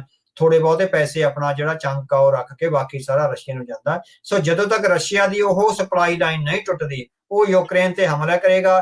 ਫਿਰ ਯੂਕਰੇਨ ਨੂੰ ਬਚਾਉਣ ਲਈ ਸਮੁੱਚੇ ਯੂਰਪ ਔਰ ਅਮਰੀਕਾ ਨੂੰ ਜਿਹੜੇ ਬਿਲੀਅਨਸ ਆਫ ਡਾਲਰ ਦਿੱਤੇ ਜਾ ਰਹੇ ਹੈਗੇ ਆ, ਉਹ ਜਿਹੜੇ ਹੈਗੇ ਲਗਾਤਾਰ ਦਿੱਤੇ ਜਾਣਗੇ। ਸੋ ਇਹ ਸਾਈਕਲ ਨੂੰ ਤੋੜਨ ਲਈ ਉਹ ਭਾਰਤ ਤੇ ਇਹ ਦੋਸ਼ ਲਾ ਰਹੇ ਹੈਗੇ। ਠੀਕ ਹੈ ਜੀ ਜੀ। ਇਸੇ ਦੇ ਵਿੱਚ ਹੀ ਆਪਾਂ ਅੱਗੇ ਕਰੀਏ। ਫਾਈਨੈਂਸ਼ੀਅਲ ਟਾਈਮ ਨੇ ਭਾਰਤ ਦੇ ਸਿਲੀਕਨ ਵੈਲੀ ਸ਼ਹਿਰ ਬੈਂਗਲੌਰ ਦੇ ਮਾੜੇ ਹਾਲਾਤ ਬਾਰੇ ਵੀ ਰਿਪੋਰਟ ਜਿਹੜੀ ਉਹ ਨਸ਼ਰ ਕੀਤੀ ਹੈ। ਕੀ ਅਮਰੀਕੀ ਮੀਡੀਆ ਰਾਹੀਂ ਇਹ ਨੀਤੀ ਪ੍ਰਗਟ ਕਰ ਰਿਹਾ? ਹਾਂਜੀ ਹਾਂਜੀ, ਸੋ ਪਿਛਲੇ 2-3 ਸਾਲਾਂ ਤੋਂ ਅਮਰੀਕਾ ਆਪਣੀਆਂ ਜਿਹੜੀਆਂ ਕੁਝ ਪਾਲਿਸੀ ਨੀਤੀਆਂ ਨੇ, ਜਿਹੜਾ ਭਾਈ ਨਿੱਜਰ ਦੇ ਕਤਲ ਤੋਂ ਬਾਅਦ ਲਗਾਤਾਰ ਸਿੱਖਾਂ ਦੇ ਹੱਕ ਵਿੱਚ ਜਿਹੜੇ ਅਖਬਾਰਾਂ ਵਿੱਚ ਲੇਖ ਲਿਖੇ ਗਏ ਔਰ ਸਿੱਖਾਂ ਨੂੰ ਇੱਕ ਨੇਸ਼ਨ ਦੇ ਤੌਰ ਤੇ ਸਥਾਪਿਤ ਕੀਤਾ ਗਿਆ। ਸੋ ਜਿਹੜੇ ਨੇਸ਼ਨ ਦੀ ਮੁੜ ਕੇ ਹੈਗੇ ਆ ਵੀ ਉਹਦਾ ਅਲਟੀਮੇਟ ਗੋਲ ਹੈ ਜਿਹੜਾ ਉਹ ਆਜ਼ਾਦੀ ਹੁੰਦੀ ਹੈਗੀ ਆ। ਸੋ ਉਸ ਕਰਕੇ ਹੁਣ ਫਾਈਨੈਂਸ਼ੀਅਲ ਟਾਈਮਸ ਨੇ ਦੂਸਰੀ ਸਟੋਰੀ ਜਿਹੜੀ ਛਾਪੀ ਹੈਗੀ ਆ ਉਹਦੀ ਵੀਡੀਓਗ੍ਰਾਫੀ ਵੀਡੀਓ ਸਟੋਰੀ ਮੈਂ ਦੇਖੀ ਹੈਗੀ ਉਹਦੀ। ਸੋ ਉਹਦੇ ਵਿੱਚ ਬੰਗਲੌਰ ਨੂੰ ਕਹਿੰਦਾ ਵੀ ਇਹ ਸਿਲੀਕਨ ਵੈਲੀ ਦਾ ਸ਼ਹਿਰ ਆ ਜਿਹੜਾ ਇੰਡੀਆ ਦਾ ਕਿਹਾ ਜਾਂਦਾ। ਸੋ ਜਿਹੜੇ ਆਈਟੀ ਦੇ ਵੱਡੇ ਪ੍ਰੋਫੈਸ਼ਨਲ ਵੱਡੀਆਂ ਕੰਪਨੀਆਂ ਯਾਹੂ ਆ, ਗੂਗਲ ਆ ਤੇ ਹੋਰ ਸਾਰੀਆਂ ਜਿਹੜੀਆਂ ਉੱਥੇ ਸਥਾਪਿਤ ਨੇ, ਪਰ ਉਹ ਕਹਿੰਦਾ ਵੀ ਸ਼ਹਿਰ ਦਾ ਜਿਹੜਾ ਇਨਫਰਾਸਟ੍ਰਕਚਰ ਆ ਉਹ ਬਹੁਤ ਪੂਰ ਹੈਗਾ। ਸੋ ਕੈਲੀਫੋਰਨੀਆ ਵਰਗਾ ਸ਼ਹਿਰ ਨਹੀਂ ਬਣ ਸਕਿਆ, ਉਹਦੇ ਵੱਡੇ ਯਤਨਾਂ ਦੇ ਬਾਵਜੂਦ ਭਾਰਤ ਸਰਕਾਰ ਉਹਦੇ ਇਨਫਰਾਸਟ੍ਰਕਚਰ ਵਿੱਚ ਬਹੁਤ ਪੈਸੇ ਨਹੀਂ ਖਰਚ ਰਹੀ।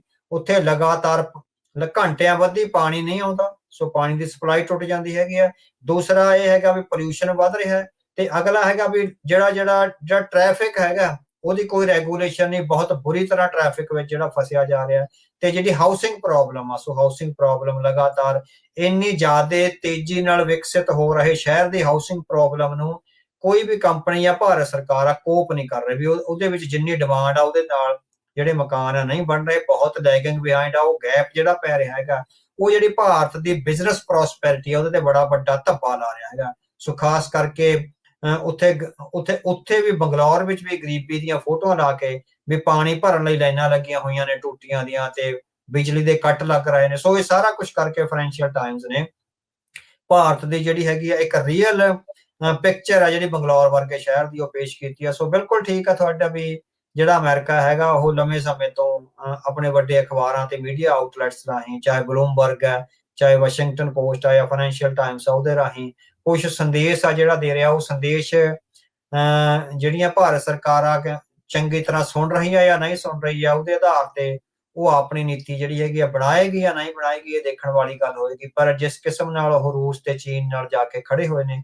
ਸੋ ਆਪਾਂ ਪ੍ਰੋਜੈਕਟ ਕੀਤਾ ਸੀਗਾ ਵੀ ਉਹਨਾਂ ਦੀ ਅਸਲੀ ਜਿਹੜੀ ਸਿਧਾਂਤਕ ਥਾਂ ਜਿਹੜੀ ਪੋਲੀਟੀਕਲ ਥਾਂ ਹੈ ਉਹ ਰੂਸ ਤੇ ਚੀਨ ਨਾਲ ਆ, ਪਰ ਕਿਉਂਕਿ ਆਰਥਿਕਤਾ ਅਮਰੀਕਾ ਤੋਂ ਬਿਨਾਂ ਚੱਲਣੀ ਨਹੀਂ ਹੈਗੀ, ਸੋ ਹੁਣ ਉਹ ਡਬਲ ਗੇਮ ਚ ਨੇ ਵੀ ਉਧਰ ਖੜੀਏ ਜਾਂ ਉਧਰ ਖੜੀਏ।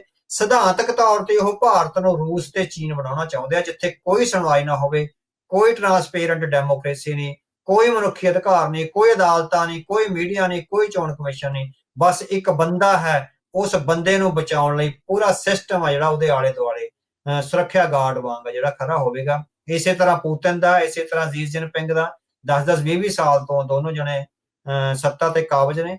ਸੋ ਭਾਰਤ ਨੂੰ ਵੀ ਜਿਹੜਾ ਹੈਗਾ ਸਿਧਾਂਤਕ ਤੌਰ ਤੇ ਜਿਹੜੀਆਂ ਵਰਤਮਾਨ ਫੋਰਸਿਸ ਕੰਮ ਕਰ ਰਹੀਆਂ ਨੇ ਉਹ ਇਹ ਬਣਾਉਣਾ ਚਾਹੁੰਦੀਆਂ, ਪਰ ਕਿਉਂਕਿ ਆਰਥਿਕਤਾ ਬਹੁਤ ਵੱਡੀ ਪੱਧਰ ਤੇ ਯੂਰਪ ਤੇ ਵੈਸਟ ਨਾਲ ਜੁੜੀ ਹੋਈ ਹੈ, ਉਹਦੇ ਚੋਂ ਮਜਬੂਰੀ ਵਿੱਚ ਜਿਹੜੇ ਫੈਸਲੇ ਆ ਉਹ ਅਮਰੀਕਾ ਦੇ ਪੱਖ ਵਿੱਚ ਲੈਣੇ ਪੈ ਰਹੇ। ਕੀ ਤੁਹਾਨੂੰ ਲੱਗਦਾ ਵੀ ਇਹ ਜਲਦੀ ਟ੍ਰੇਡ ਡੀਲ ਬਣਾ ਲੈਣਗੇ? ਅਜੇ ਇਹ ਚਾਈਨਾ ਦੇ ਉੱਥੇ ਵੀ ਪੈਰਾਂ 'ਚ ਵੀ ਜਾ ਕੇ ਬੈਠੇ ਆ, ਵਧਾਈਆਂ ਵੀ ਦੇਈ ਜਾਂਦੇ ਆ, ਗੱਲਬਾਤ ਵੀ ਹੋਈ ਜਾਂਦੀ ਆ। ਕੀ ਭਵਿੱਖ ਨਜ਼ਰ ਆਉਂਦਾ? ਜਿੱਦਾਂ ਆਪਾਂ ਇਸ ਦੇ ਵਿੱਚ ਗੱਲ ਕੀਤੀ ਸੀ ਵੀ ਪਾਲਿਸੀ ਸ਼ਿਫਟ ਅਮਰੀਕਾ ਦੀ ਆਈ ਆ, ਕੀ ਤਾਂ ਹੀ ਅਜੇ ਤੱਕ ਇਹਨਾਂ ਨੇ ਕੋਈ ਅਜੇ ਤੱਕ ਆਪਣੇ ਫਾਇਦੇ ਵਾਲੀ ਜਿਹੜੀ ਡੀਲ ਨਹੀਂ ਹੋਈ, ਅਮਰੀਕਾ ਤਾਂ ਨਹੀਂ ਬਣਾ ਰਿਹਾ? ਉਹਨਾਂ ਨੂੰ ਪਤਾ ਹੈ ਵੀ ਇੰਡੀਆ ਨੂੰ ਹੁਣ ਆਪਣੇ ਬਹੁਤਾ ਖੇਮੇ 'ਚ ਰੱਖ ਕੇ ਫਾਇਦਾ ਵੀ ਨਹੀਂ।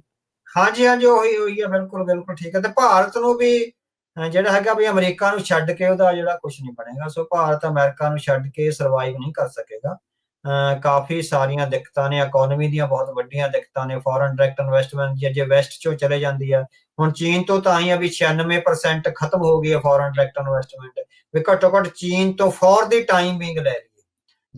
ਜੇ ਇਹ ਗੈਪ ਆ 6 ਮਹੀਨੇ ਵੀ ਪੈ ਗਿਆ ਤਾਂ ਇਕਨੋਮੀ ਆ ਜਿਹੜੀ ਬਹੁਤ ਵੱਡੀ ਕ੍ਰੈਸ਼ ਆ ਸਟਾਕ ਮਾਰਕੀਟ ਵਿੱਚ ਆਏਗਾ, ਤੇ ਜਿਹੜੀ ਰੁਪਏ ਦੀ ਕੀਮਤ ਆ ਬਹੁਤ ਵੱਡੀ ਪੱਧਰ ਤੇ ਜਿਹੜੀ ਹੈਗੀ ਆ ਉਹ ਡਿੱਗ ਸਕਦੀ ਹੈਗੀ ਆ। So for the time being ਵੀ ਉਹਨੂੰ ਪੈਚ ਲਾਉਣ ਲਈ, ਜਾਂ ਜਿਹੜੀ ਹੈਗੀ ਆ ਵੀ ਆਪਾਂ ਆਪਾਂ ਕਹਿੰਦੇ ਵੀ ਉਹ ਟੈਪ ਲੀਕ ਕਰਦੀ ਹੁੰਦੀ ਆ, ਵੀ ਕੋਈ ਨਾ ਕੋਈ ਆਪਾਂ ਸਿਸਟਮ ਜਿਹਾ ਕਰਕੇ ਵੀ ਇੱਕ ਵਾਰੀ ਲੀਕੇਜ ਬੰਦ ਹੋ ਜਾਏ। ਲੀਕੇਜ ਬੰਦ ਹੋਣ ਤੋਂ ਰੋਕਣ ਲਈ ਜਿਹੜਾ ਹੈਗਾ ਉਹ ਚਾਈਨਾ ਨਾਲ ਗੱਠਜੋੜ ਕਰੀ ਆ। 24% ਦੀ FDI ਸ਼ਾਇਦ ਦੇ ਰਹੇ ਆ ਟੈਕਨੋਲੋਜੀ ਵਿੱਚ ਜਿਹੜੀ ਹੈਗੀ ਆ ਚਾਈਨਾ ਨੂੰ। ਸੋ FDI ਤੋਂ ਬਿਨਾਂ ਇਕਨੋਮੀ ਆ ਜਿਹੜੀ ਉਹ ਸਰਵਾਈਵ ਨਹੀਂ ਕਰ ਰਹੀ। ਜਿਹਦੇ ਪਰ ਇਹ ਹੈਗਾ ਵੀ ਸਿਧਾਂਤਕ ਪੋਜੀਸ਼ਨਾਂ ਚਾਈਨਾ ਤੇ ਰੂਸ ਨਾਲ ਮਿਲਦੀਆਂ ਨੇ, ਪਰ ਆਰਥਿਕ ਪੋਜੀਸ਼ਨਾਂ ਵਿੱਚ ਜਿਹੜਾ ਵੈਸਟ ਤੇ ਅਮਰੀਕਾ ਹੈਗਾ ਉਹਦੀ ਲੋੜ ਰਹਿਣੀ ਆ। ਸੋ ਉਹ ਲੋੜ ਕਿੰਨੀ ਦੇਰ ਤੱਕ ਰਹਿਣੀ ਆ, ਜਾਂ ਜਿਹੜਾ ਹਿੰਦੂ ਮਾਈਂਡ ਆ ਉਹ ਵਰਤ ਕੇ ਕਦੋਂ ਅਮਰੀਕਾ ਨੂੰ ਸਿੱਟੇਗਾ, ਜਾਂ ਇਹਨਾਂ ਨੂੰ ਐਂ ਲੱਗਦਾ ਵੀ ਅਸੀਂ ਵਰਤ ਸਕਦੇ ਹਾਂ, ਪਰ ਜਿਹੜੇ ਉਹ ਖਿਡਾਰੀ ਵੱਡੀ ਨੇ ਜਿਹੜੇ ਵੈਸਟ ਦੇ ਨੇ, ਸੋ ਮਨ ਲੱਗਦੀ ਉਸ ਚੰਗਲ ਚੋਂ ਨਿਕਲਣ ਨਹੀਂ ਦੇਣਗੇ। ਕਾਫੀ ਕਸ਼ਮਕਸ਼ ਆ ਜਿਹੜੀ ਇਹ ਉਹ ਜੀ। ਸੋ ਬਹੁਤ ਬਹੁਤ ਧੰਨਵਾਦ ਅਵਤਾਰ ਸਿੰਘ ਜੀ, ਅੱਜ ਜਿਹੜੇ ਅਹਿਮ ਮਸਲਿਆਂ ਦੇ ਉੱਤੇ ਗੱਲ ਕੀਤੀ। ਪੰਜਾਬ ਦੇ ਵਿੱਚ ਹੜ੍ਹਾਂ ਦੀ ਸਥਿਤੀ, ਪ੍ਰਵਾਸੀਆਂ ਦਾ ਉੱਥੇ ਕੀ ਚੱਲ ਰਿਹਾ ਆ ਉਸ ਨੂੰ ਲੈ ਕੇ, ਤੇ ਅੰਤਰਰਾਸ਼ਟਰੀ ਪੱਧਰ ਦੇ ਉੱਤੇ ਅਮਰੀਕਾ ਤੇ ਜੋ ਭਾਰਤ ਦੇ ਰਿਸ਼ਤੇ ਆ ਉਹਨਾਂ ਨੂੰ ਲੈ ਕੇ ਜੋ ਸਾਹਮਣੇ ਆ ਰਿਹਾ ਉਹਦੇ ਬਾਰੇ ਚਰਚਾਵਾਂ ਕੀਤੀਆਂ। ਸੋ ਅੱਜ ਦਾ ਪੰਥਕ ਪੈਰਾਡਾਈਮ ਪ੍ਰੋਗਰਾਮ ਇੱਥੇ ਹੀ ਜਿਹੜਾ ਉਹ ਆਪਾਂ ਸਮਾਪਤ ਕਰਦੇ ਹਾਂ। ਮਿਲਾਂਗੇ ਜਿਹੜਾ ਉਹ ਆਪਾਂ ਅਗਲੀ ਵਾਰ। ਬਹੁਤ ਬਹੁਤ ਧੰਨਵਾਦ। ਵਾਹਿਗੁਰੂ ਜੀ ਕਾ ਖਾਲਸਾ, ਵਾਹਿਗੁਰੂ ਜੀ ਕੀ ਫਤਿਹ।